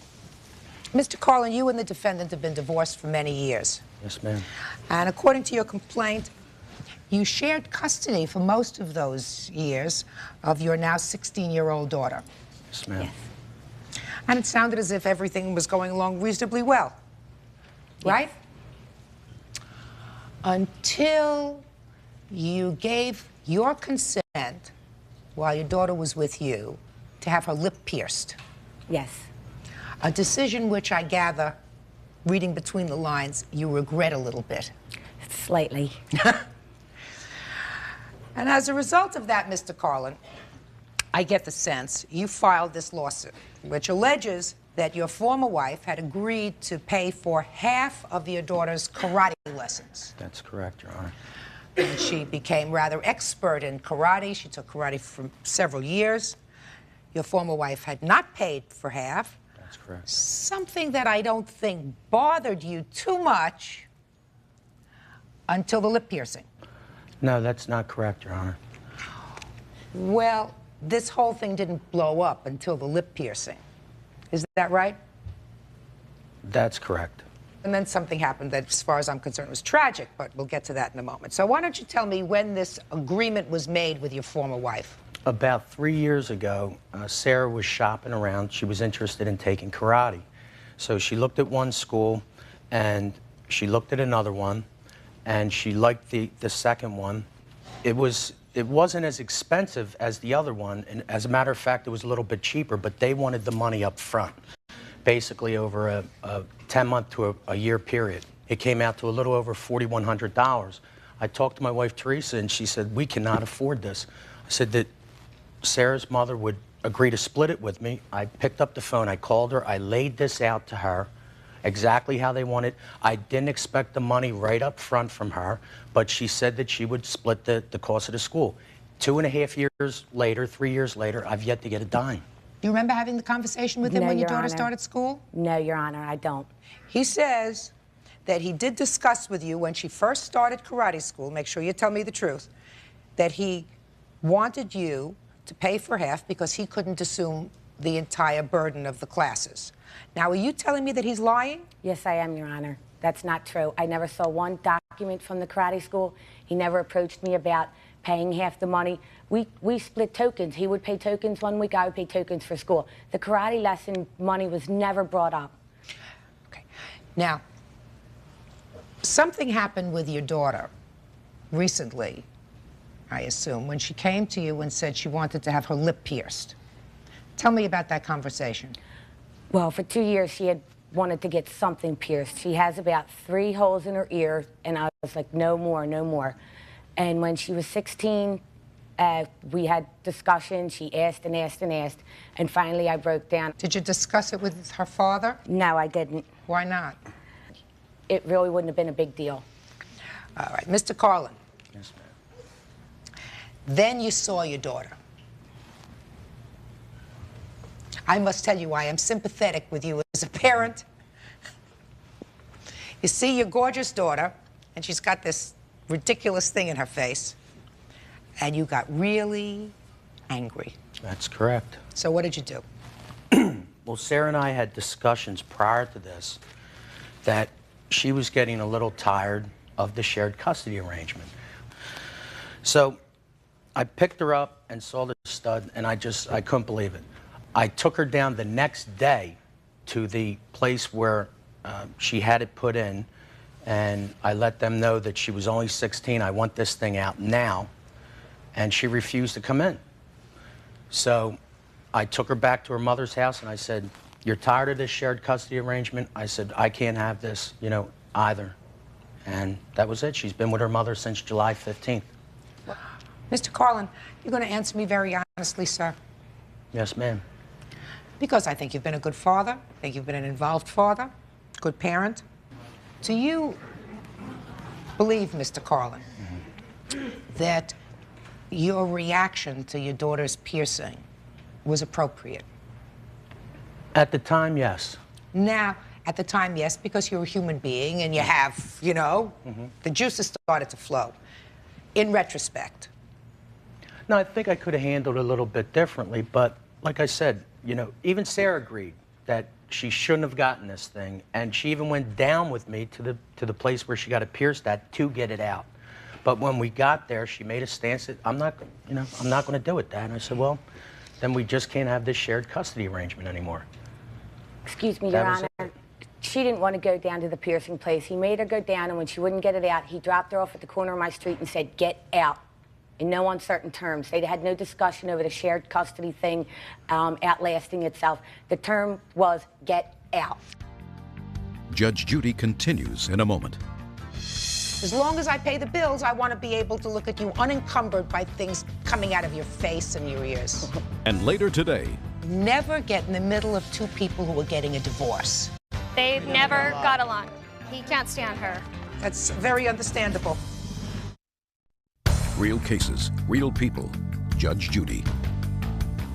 Joe Carlin says his ex-wife, Mary Stepp, agreed to pay for half of their daughter's karate lessons.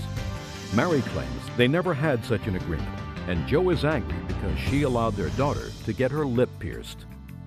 A judge is not a computer. A judge is a human being, and we bring to our job all of our history, you know, all of our own personal stories. So I'm going to share one with you, all right? I have 5 kids, and they're all older now. When one of my children started college, and this was 14, 15 years ago, he came home from school after his first couple of months, and I picked him up at the bus station, which was pretty far away from our house. And he was coming home with a friend. And he got off the bus, and I looked at this handsome child, and he had something wangling from his ear. So I kissed him hello. And I said, "You can get in the car. That thing stays outside." "Oh, Mother, don't be ridiculous. You know, everybody's doing it." I said, "Listen, I don't have to look at it. I brought you into this world. I still pay the bills.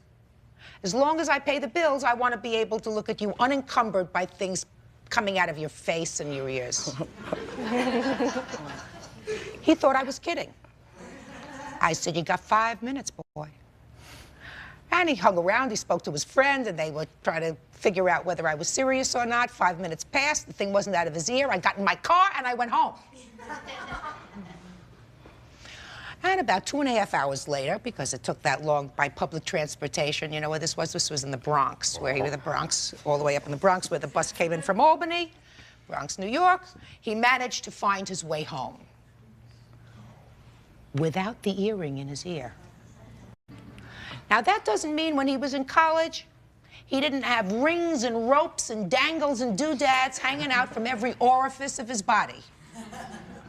But I didn't have to look at it. So you didn't do the right thing.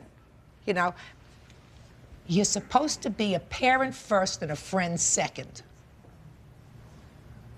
And a parent says, "Babe, you got a couple more years until you are 18 years old. Then I can't tell you what to do." Right? You want to paint polka dots on your face, you can paint polka dots on your face. But while you're in my house, I don't want to have to look at this thing here. I don't want to look at something in your tongue. I don't want to look at something in your nose. I just don't want to see it. You didn't do that. That really irritated him. Right, Mr. Carlin? That's correct, Your Honor. Okay. So the problem is this. I find it difficult, Mr. Carlin, to imagine that 3 years have gone by with you taking no action whatsoever, even to get $100, $200, and have done nothing over the 3-year period of time to recoup any money if you say that there was this verbal agreement. I have a problem with that. So I'm going to take care of the lawsuit right now. I'm not satisfied that you have established to my satisfaction that there was this contract. Your Honor, child support is more than just a check in the mail each week. There's Sir, if that's what parental you're banking on, I'm telling you, it doesn't hold water. Karate lessons don't come under the category of necessaries for anybody. So I'm not, if that's what you're hanging your hat on, forget it. More importantly, Mr. Carlin, you have invested 16 years in your daughter. And I think it's a mistake to cut her off after 16 years because she, as a 16-year-old, made a foolish mistake. Big mistake, Mr. Carlin. I want you to rethink it. In any event, this lawsuit is dismissed, that's all. Parties are excused. You may step out. Out the back door to your right, please. I took care of her. Not one From a- phone call from an since July 15th. Not one phone call. Nothing. Sarah don't know how to use a phone. Your duty's to call her at 7 o'clock That's at night. my duty. Yeah, That's you're the duty. father. She's a child. She's 16 years old. Great, great. She's 16 years old. She can make up her mind. And now the next case.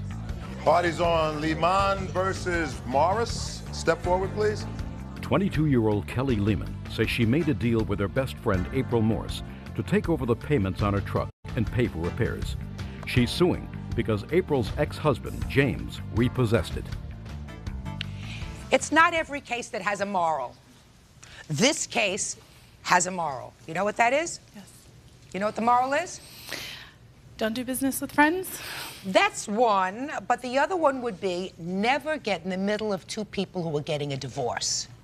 It's always a mistake, right? Ms. Lamont, according to your papers, the defendant was a friend of yours. She and her husband were divorcing. You the husband? Yes. And I'm sure in addition to other things, there was a truck that they wanted to sell or that she wanted to sell. There were payments due and owing on the truck. You made an arrangement with her to take over the payments on the truck and to do substantial repairs that were on the truck. Correct. You paid the money for the repairs. You didn't have the truck in your possession at that No, time. I did not. Truck is in the shop. Correct. And you kept paying. I made one payment. In August. In August, correct. And according to these papers, for most of the month of August, the truck was still in the shop. Yes. Well, you're going to tell me why you did that in a minute. And then, in the divorce, according to your answer, he got possession of the truck, and he came and took it out of her driveway. Is that this case? Well, it was parked on the street. Or took it from the street. So you want to be paid back for all the repairs you did on the truck, for the payment that you made on the truck, and then there's something here about punitive damages, which is really nonsense. Judge Judy continues in a moment. We started getting in a fight after her boyfriend said that he was attracted to me after we had gone out one night together. Real cases, real people. Judge Judy. Kelly Lehman says she made a deal with her best friend April Morris to take over the payments on her truck and pay for repairs. April and her ex-husband James say they repossessed the truck because Kelly made the payments late. So let's hear about this deal. Okay, well, April and I have been friends since the first day of high school. I needed a more dependable vehicle. She had it. I said, okay, we made this arrangement. At the time when the payment came due for the August payment, I didn't want to make it. I didn't have the truck. Why should I make it if I didn't own it? Why do you think she should have made payment on the truck if the truck wasn't in her possession? It was her agreement with me that she would make that first payment.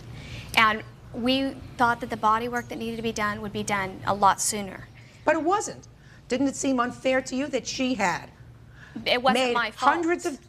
It wasn't my fault that the body, she agreed to make the payment. But didn't it seem unfair to you? This is a friend of yours.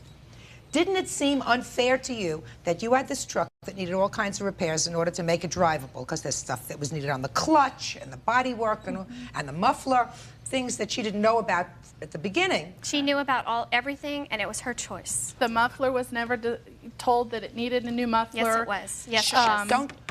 I was never told that the windshield was cracked. I was never told that the truck had actually been rolled and that there was more damage to it than that was apparently done to it. The truck wasn't rolled. Gives you another good lesson. Right. You don't buy a pig in a poke. If you're going to start spending money on something, you take a look at it, even if you're dealing with a friend. So you made the August payment. Late. She made it late when she promised to make it on time. She made it late, but at the time that she made it, she still didn't have the vehicle in her That wasn't possession. my fault, though. But she didn't Whose have a fault problem is it? with It wasn't my fault, madam. The truck was in your possession, under your control when it was damaged. Wasn't under her control when it was damaged. She didn't have a problem with making that payment until we got in a fight over her boyfriend.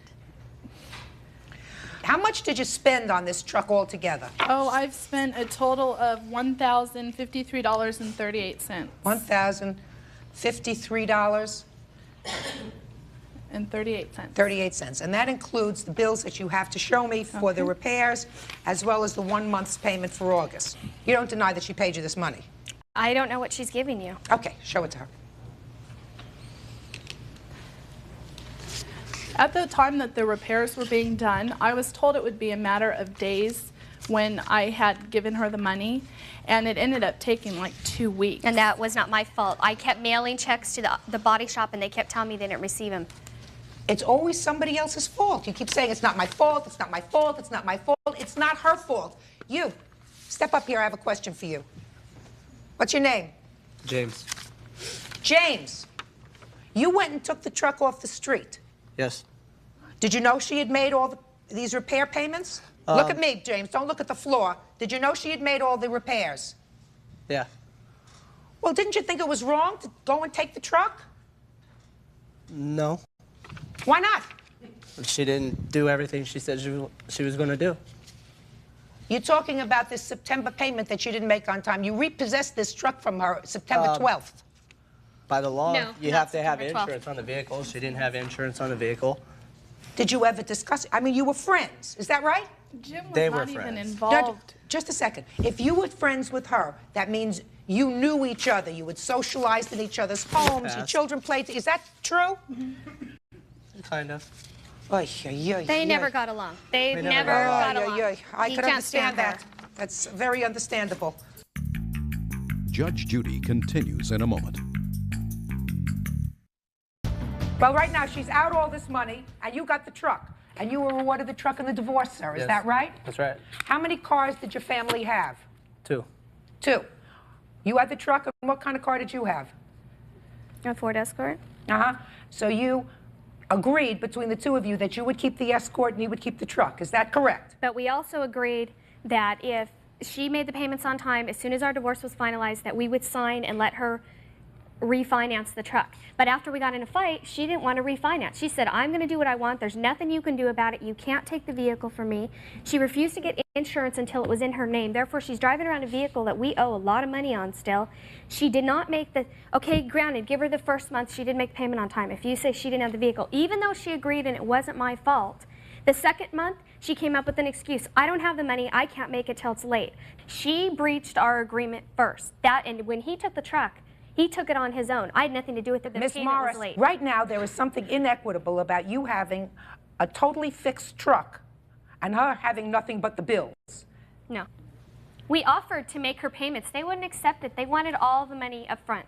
She paid all of it up front, $1,053.38. Can I have the bills, please?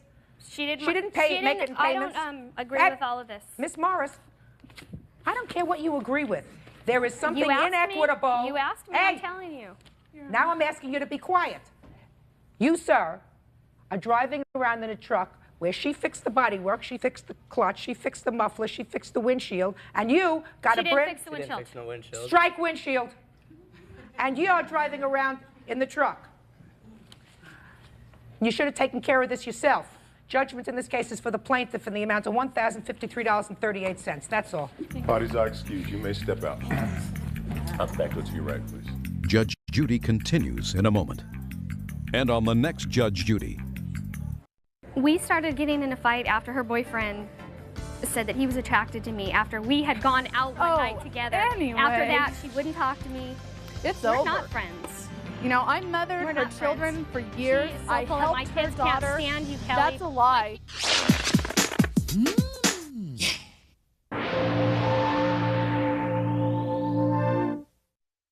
32-year-old Jacqueline Levitt is suing the father of her child, Jean Carlos Felix, because she loaned him money to buy computer equipment and was never repaid.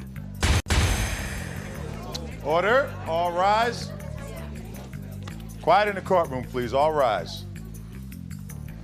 Your Honor, this is case number 300 on the calendar in the matter of Levitt versus Felix. Parties have been sworn in. Judge, you may be seated. Have a seat, ma'am. Miss Levitt, your papers indicate that you were in a 5-year relationship with the defendant. That relationship produced a child, a son. Yes. And that during that 5-year relationship, you made loans to him well in excess of $5,000. Yes. Relationship terminated. Yes. You want your money. Yes. And you say? That's not how it happened. Tell me about it. Well, we were in a relationship for about, I'd say, a year, almost a year. And he had a computer portrait business, and he wanted to enhance his computer equipment. So he came to me and asked me for a loan. And so I said, well, okay, it's understood that it's a loan. And he said, yeah, any money that I ask of you, it's going to be a loan. I'm going to pay it back. And I said, okay. So I made a record of it. I made a record of everything, you know, because it's a business loan. And so take it out. Show me. First, show him. No, I've seen it. You've seen it? Okay. This is all the checks and everything. Go ahead. And so during the course of our relationship, he paid me back some money, you know. And so he got a job like this year in July, and he's telling me that he gets paid like $4,000 a month. But yeah, he's not going to pay me back my money because, you know, I was stupid, I was gullible, I believed everything that he said to me. He used me. He took advantage of my kindness, and we were together for 5 years. And you say? We met maybe back in 91 or 92, you know. She came in to get insurance for me. And she's been calling me ever since. And then a week later, I decided to go out with her. And after a couple of months, it just didn't work out. Okay, I said, look, it's not going to work out. You know, you just fresh off a relationship, you're insecure, you low self-esteem and everything, you know. Just, I don't want to go out with you, okay? And she started crying, okay? She's like, she grabbed my legs. And she's like, please don't leave me. I don't want to be alone. I don't want this, I don't want that, okay? I said, I'll stay with you, but nothing's going to come out of it, okay? It was just strictly sexual. You know, we'll go out. She even called me her booty call. She called me when she wants to have sex. That's not true, Your Honor.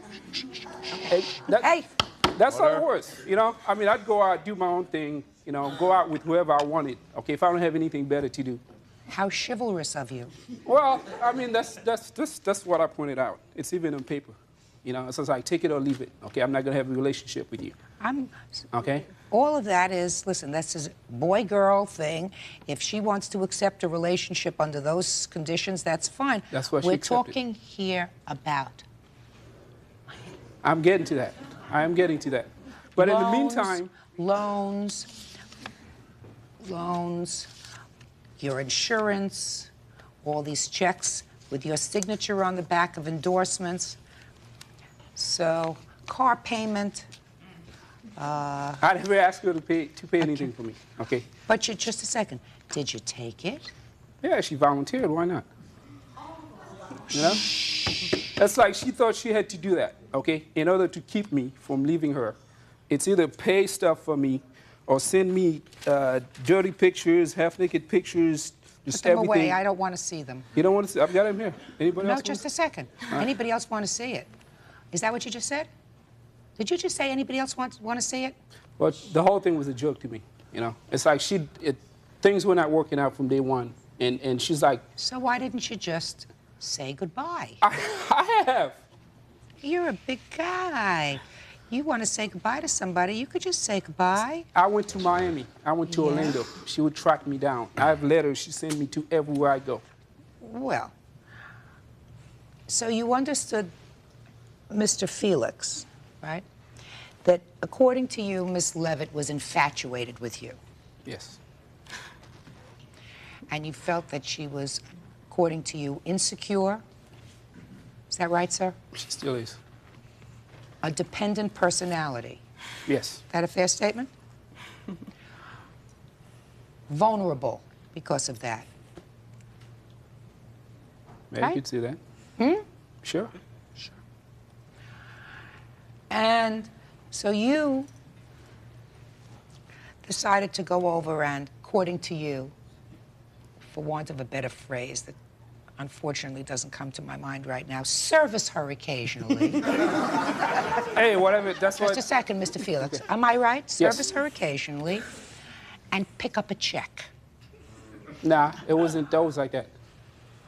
Let's go back a second, Mr. Felix. You did service her. Yes.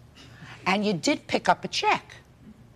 That's not service for a check. No, It wasn't no. like that. I'm just saying, you did service her, and you did pick up a check or two, or 10. Sure. Or 20. Now, Mr. Felix, that's not very nice, sir. That doesn't say to me that you are a very nice person. Do you want me to explain it to you? Judge Judy continues in a moment. She got pregnant on purpose. That didn't work, okay? I'm not going to be with her no matter what she does. And later today... You made the car payments for her? She borrowed money from her family that I helped repay. My family will be very surprised to hear that there were payments made to them. Real cases, real people. Judge Judy. Jacqueline Levitt says the father of her child, John Carlos Felix, borrowed money to buy computer equipment, but never repaid her. He says the money was a gift. Can I make this suggestion to you, sir? There will come a time when Miss Levitt will become so frustrated with the situation that if you don't take her to court, and I doubt that you will, because I doubt that you have this passion to see your child on a regular basis, but she will feel as if, as she should, that the child has a right to be supported by two parents. And that's what the law says. So she's going to take you to court. And under the law in many jurisdictions, she can take you to court seeking support from the date of the child's birth.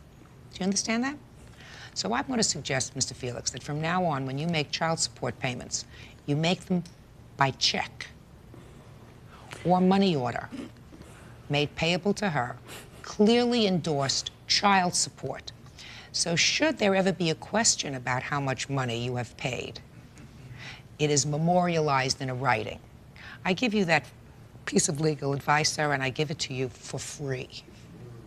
Judgment in this case is for the plaintiff in the amount of $5,000. That's all. Parties are excused. You may step out.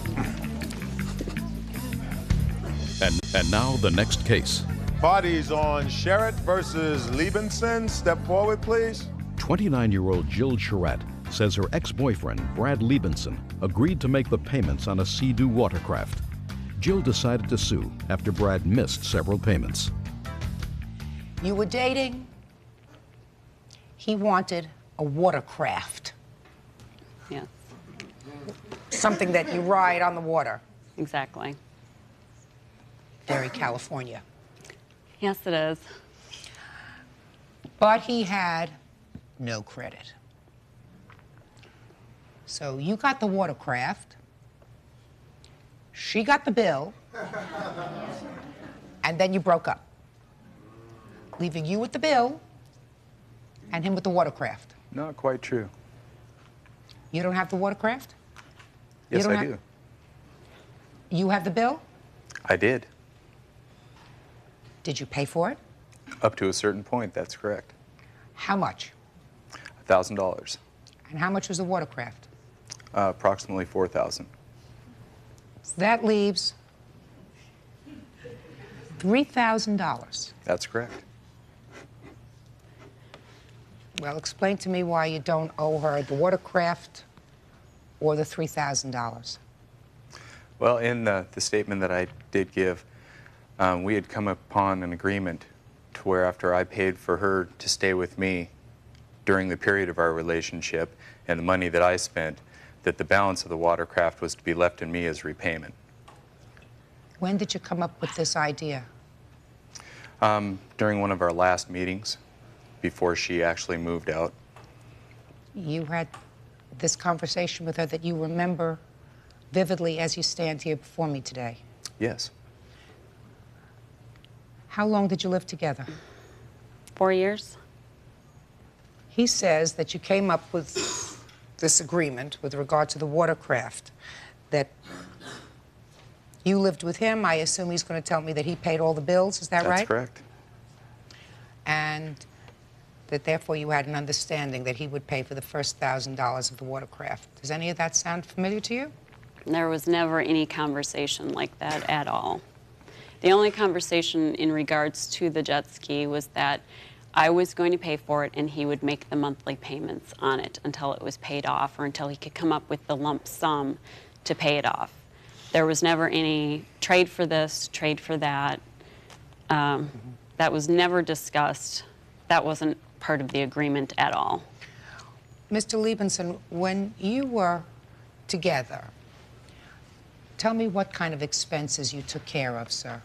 Rent, utilities, car payment, things like that. For yourself and for the plaintiff. That's correct. She had her own car. Yep.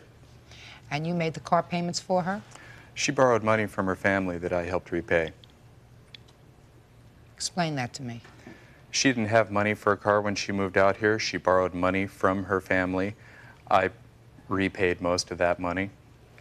How much money? Approximately $3,000. Can you show me how you repaid that money? I made payments to them. How? By check and by giving money to Jill. Well, let me see some checks. I don't have them here. I wasn't able to obtain them. My bank keeps all that on microfilm. They keep it on microfilm, but you can get copies of that, sir. They weren't able to get them to me. Does any of that sound familiar? No, my family will be very surprised to hear that there were payments made to them for repayment of a car, which I paid every dime of. Assuming, Mr. Liebenson, that I do not believe you. Let's start with that premise, sir. Your answer, sir, says for the first year and a half that you were together, you paid for rent, bills, car repairs, and food. There isn't anything here about repaying a loan to her parents. Maybe Nothing. I omitted that when writing my statement. Well, the statement is 2 pages long, sir. That's a really big thing to omit, considering that it's the first thing that you mentioned to me today, and a very, just happens to be in the same approximate amount of the water ski. And you go into great detail in your answer. Jill and I lived together for 4.5 years. During the last 6 to 8 months, I decided to purchase a personal watercraft. That's correct. Not the two of you. I decided. Although you say, due to my credit standing at that particular time, I was denied the loan. Jill offered to use her credit to obtain the loan. And then you say, after the separation, I discussed the fact that I had supported her during the first year or so, and we should offset that. So you go into great detail. Nothing about this loan that you paid, that you couldn't get from microfilm from your bank. Judge Judy is ready to rule. All right, you got the watercraft? That's right. You got the bill. How much did you pay? Altogether, a little over $5,000 with finance charges because it was a revolving line of credit, so there was finance charges that were accrued. You're only suing for $3,200. Yeah, basic blue book cost of the watercraft. It's basically the principle of the thing at this point. Mm-hmm. Judgment in this case is for the plaintiff in the amount of $3,200. Parties are excused. You may step out. Judge Judy will continue in a moment. And on the next Judge Judy. I was brought to court because somebody couldn't live up to their word. I didn't have to live up to any word because I was telling the truth. There was no agreement ever made, so it had nothing to do with jealousy. I hope that he's happy and things are going great for him. Guess wanted to try and teach me a lesson. Maybe she wasn't happy that I had already found somebody else. I could care less. I wish him and her all the happiness. I just was tired of the lies and the abuse from his new girlfriend, and my, does she have a mouth on her. And I got tired of taking it. I tried to be reasonable and rational, but realized that I wasn't dealing with rational people.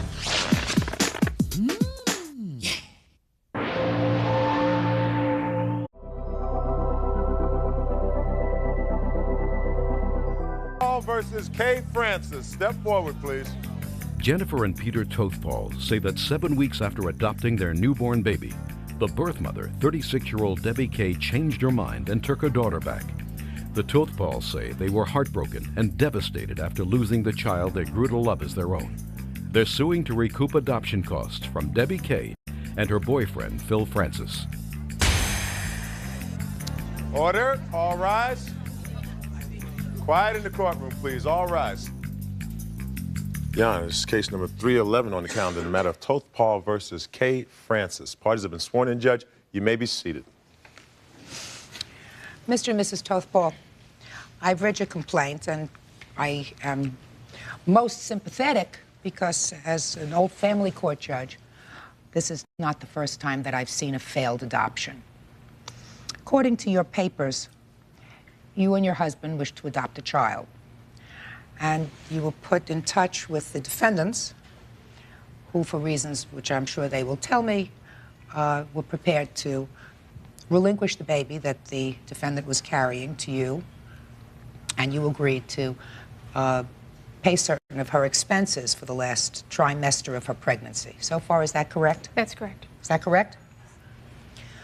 You did, in fact, make those payments. They were $1,500 a month to cover your expenses, medical bills, rent, whatever, during the course of the last trimester.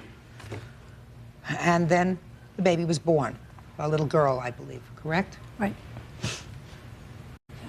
So you want to tell me what happened? Well, we had entered into an adoption plan, as you've said. She was born. We were present at the birth. I was present at the birth with my mother. I assisted in the birth. And in the delivery room? In the delivery room, yes. The next day, we came back to pick up the baby to take her home. We met with the social workers, and they agreed to sign a placement agreement, which they signed. We took the baby home, and we had her in our home for 7 weeks. We have 2 children of our own. We're very grateful that we have them. We feel very fortunate. How old are they? 9 and 7. We bonded with the baby for 7 weeks. Had you been trying to have a third child? No. 5 years ago, I had uterine cancer and a hysterectomy, so I'm no longer able to have any more children. But we wanted to open our home up again to another child. He had always wanted to have more children, and this was just something we wanted to do. And which is why we chose adoption. We originally got involved in a surrogate program, but just got discouraged due to the success rate, and also because I had a lot of chemotherapy. We didn't know the effect of the medication on my body, so we decided to adopt instead. And we, anyway, we had her for 7 weeks, and then they took her back. They took our baby back. I have photographs to show you. We bonded with her, we had her, and we were very devastated. When did you know that there was difficulty? We didn't know until she was born August 11th. We didn't know until mid-September. What happened in mid-September? We had a call from our attorney handling the adoption that apparently Debbie had sent them a letter stating that she was interested in possibly getting the baby back, but didn't say in so many words that she wanted the baby back. Basically beat around the bush. And he told us about this letter. We have never seen a copy of the letter. That was mid-September, and on September 30th, the morning of September 30th, I needed to bring her back. How did that come about? Well, there was a lot of talk for the tail end of the last 2 weeks of September. Phone conversations I was having between the social worker who was handling our case, phone conversations between myself and the attorney. She never really came out and told anybody she wanted the baby back. She never called me until the end of September, the 29th of September, was when I received a personal call from the birth mother stating that she wanted her back. And she said to me that she would like to meet me at a location, and she was going to call the attorney's office and let them know, make them aware of the fact that this is what was going to be happening. I was completely devastated. I was breaking down on the telephone. This wasn't, I mean, we had bonded with this baby. We had grown to love her. Our children had grown to love her. It wasn't as if she changed her mind, you know, the day that she was born. This baby was becoming attached to us. She was developing a personality. We were bonding with her. There was some legal documents that had to be signed after the placement agreement, because that's what usually happens. Right. And that's what we call a surrender document. You're familiar with that? The only papers they told me that I needed to sign if I wanted to was to waive my rights for the 90 days. That's what I'm talking about. And you did not sign those. Right. Am I correct? Is this the waiver? You're talking about the waiver? I'm talking Yes. about the waiver. Right. No, I never signed those. But you were asked to sign the waiver. I was asked to sign those many times. Many times. Well, we'll get to that in a moment. She had also agreed to sign it in the hospital. Are you two married? No. Your Honor. But you live together? Right. Yes, Your Honor. How long have you been living together? 5 years. Yeah. We have a 4-year-old together. And how many other children do you have? We have 4, besides the baby. We have 5. And what made you decide that you thought it was in the child's best interest, since I assumed that that was your motivation, to place this child for adoption? Neither one of us was working at the time, Your Honor. We were just having a really bad time, and we neither one had a job, and We just thought it would be the best for the baby. because we couldn't provide really well for our own children and this one, and it was just very, hard. It was a a very difficult hard decision. It wasn't something that was easy. It was heartbreaking. It was very hard. I'm sure it was. But you decided to do it. Right. Judge Judy continues in a moment.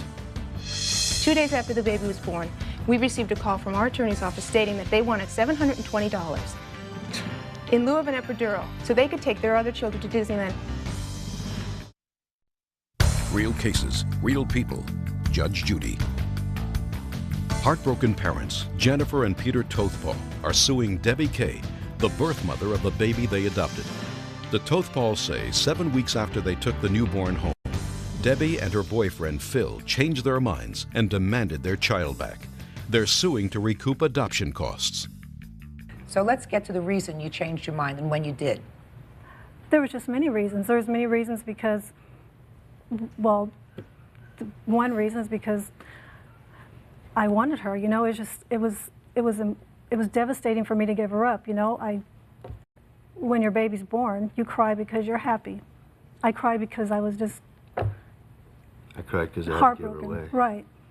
And it was very hard. And when, for the first time, did you make the decision that you were going to ask for her back? It was about a month later. When? She was born in? August. August? And when did you decide to ask, when in your mind did you say, I'm going to ask for her back? I can't tell you an exact date. I mean, I was going through so much, it's just, in September. I had talked to the agency weeks before, and they never told them anything. That's I because kept you told calling. them not to tell us. I did not tell them. No, don't talk to each other. I had talked to the social worker. Did you have misgivings right after the baby was born in August about whether you were going to go through with this adoption? No. Was it a week later? Was it 2 weeks later? It was about, 4 weeks later. There was a lot of things that led up to it, is that we had to go through so many things. Like what? Like, we sent all our kids away because we kept it a secret. And that was very, very emotional because I kept hidden. I didn't tell very many people. And just different things. It was just really hard.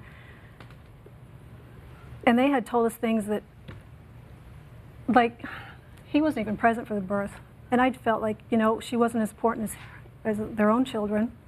That's not the reason, Debbie, that you changed your mind. No, that's not the only reason. It was just different things. Go I ahead. was just unsure about what was going on. And I felt, when I talked to everybody at the agencies and the lawyers and everything, they made me feel like I was, less important, or I just felt less significant, and it wasn't as important for them to send me the papers. They made me feel like I was selling her. And that wasn't my intentions at all. When, for the first time, were you asked to sign the waiver? In the hospital? Yes. And you decided not to sign the waiver in the hospital. Can you tell me why? He did. No, there was something was said like we were going to go out a couple weeks later for lunch or something and sign this paper, this You waiver. mean you weren't asked to sign the waiver in the hospital? Yeah, we were. Sure you were. Yeah, and we declined it then Right. My question to you is, why did you say no, sir, in the hospital?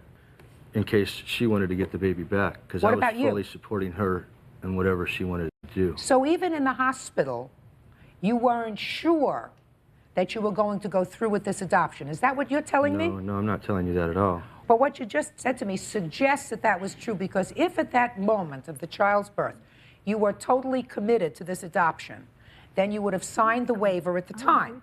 Don't speak to him. I understand that you can have a change of heart. My point is, these people are suing for nothing else other than, at this point, $4,500, which is what they gave to you in support for the 3 months that they agreed to. I mean, they can't be compensated for their heartbreak.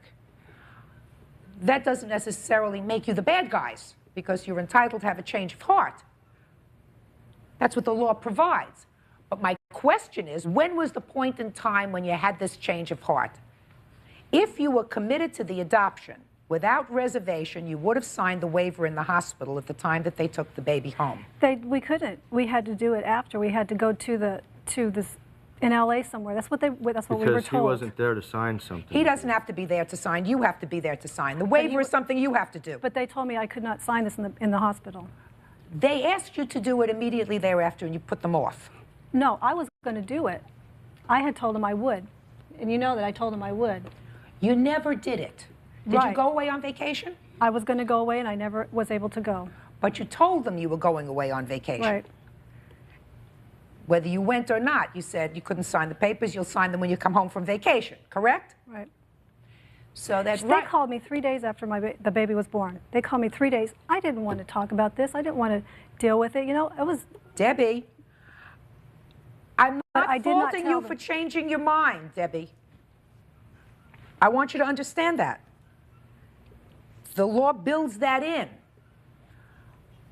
But if what you're telling me is 3 days after the baby was born, when the baby is already with the new parents, you're called and said, would you come in so we can sign the papers? That's not what they didn't call me to say that. They just called me to tell me that he hadn't signed his part of the papers yet, and just to let me know what was going on. That was the only time I ever heard from anybody. No, that's not true. You knew you had to sign the waiver. Come on, Debbie. That's not what they said, but they you weren't knew telling me to do it then. You knew you had to sign the waiver, and you kept putting it off. And we had 90 days to do They it. didn't tell me I had to sign I it. know They you said- had 90 days to do it, sir. I mean, Right. are we understanding each other? Yeah, totally. I'm not disputing anything. I'm just saying. You had 90 days. Of course you have 90 days to do it. The idea is if you're committed to doing it, Right. then you do it at the earliest possible time, right? And you two folks didn't do that because you had misgivings as to whether you were absolutely positive that you wanted to do it. Is that true? No, I don't it's not. believe you. I don't believe that. I don't believe that, because otherwise you would have done it. And the bottom line is, you did in fact say, I'm not signing the papers, I want the baby back. I'm not faulting you for wanting your baby back. I'm faulting you for taking their payment in September. And you know, I'm faulting you for that. Judge Judy continues in a moment. You know what? She sent her sister to pick up the baby. I had just started a brand new job. I couldn't just leave. Talking about your daughter. Real cases, real people. Judge Judy. Jennifer and Peter Tothpaul are suing Debbie Kay, the birth mother of their adopted baby, after she demanded they return her child. The heartbroken Tothpauls are suing to recover the cost of the adoption. You took the money in September, even though you had misgivings. That's not fair, because that also says to them, everything is going the way it should be going. We can fall in love with this baby. That's not fair. And what I'm suggesting to you is, they're not the bad guys here. You're not bad either. But you didn't play it 100% straight with them. And it's a shame. you know, when I talked to her, and I hadn't even made up my mind then, she was very, very mean. She says, I am not a babysitter, and I'm going to call Child Protection Services. Well, for and once. then, and I hadn't even said anything yet. I hadn't even said anything yet. Sure, and she after she said, do you want to come to my house and and see our home and everything, and I agreed. But that kept going through my mind. How could she be so mean? She's going to call the Child Protective Service on this baby. Well, she's hurting the baby. And then when we did change our mind, and they made it very, very hard for us to get the baby. You would too. If the circumstances were different, Debbie, you would too. No, no. She dropped her off. She didn't even tell me what kind of formula she was drinking. She dropped her off in just a diaper and a T-shirt, which, you know what? I didn't even know what kind of formula she was drinking. Why didn't you ask? She wasn't there. Just why didn't you ask the social worker? The social worker wasn't there either. The social worker was on vacation. The lawyer was the one that was giving us a hard time. He wouldn't even let the father pick her up. He's the one that told us they were going to call child. They made us feel like we were evil, and it was In nothing. their minds, Debbie, you were evil. First, they hear that you're unable to take care of this infant because you have too many other kids that have to be taken care of. You have no jobs. You have no way of supporting this baby.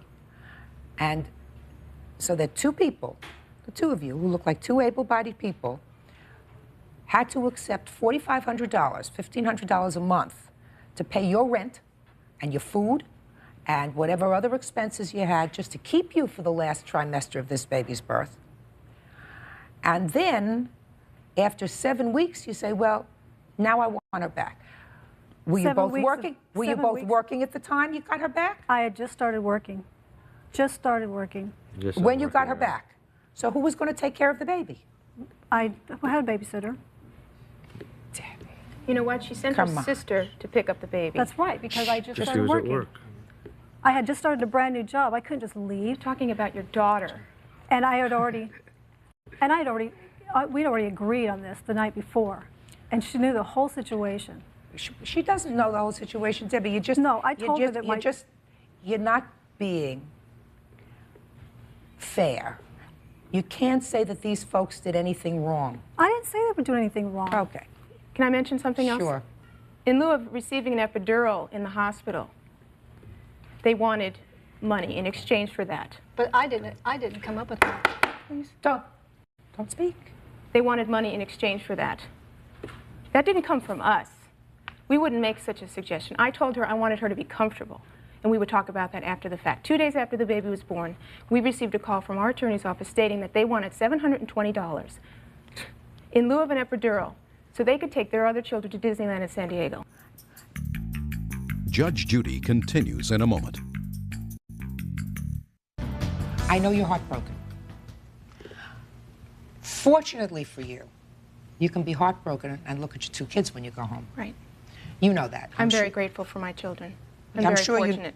I'm sure you know other people who have been through the adoption process and the adoptions have failed that don't have the two gifts that you do at home to go home and look at. It doesn't make it any easier. Tough lesson, but you understand how hurt they are.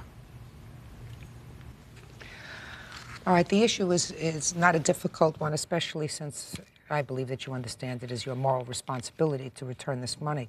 You had an agreement with the plaintiffs that that they would, in fact, take care of you for 3 months of your pregnancy, and you would allow them to adopt your baby. You did not allow them to adopt your baby, and therefore, they're entitled to their money back. So judgment in this case is for the plaintiff in the amount of $4,500. That's all. All right, as excused, you may step out. Judge Judy continues in a moment. And on the next Judge Judy. Once you have it, it's different, and then it just keeps stewing. You keep thinking about it over and over and over, and day after day after day. At least I did. The way we feel or whatever went down today is really petty to the way we would have felt every day if we didn't get our kid back. I was devastated that morning. You have no idea how devastated I was that morning. I barely made it to that office, barely. I was hysterical in that car driving her there. It's very heartbreaking to think that you've got to go 90 days and wait till day 90 or day 89, and then all of a sudden a decision has been made, and you need to give this baby back. We had bonded with this baby, and it was very devastating. We loved her dearly.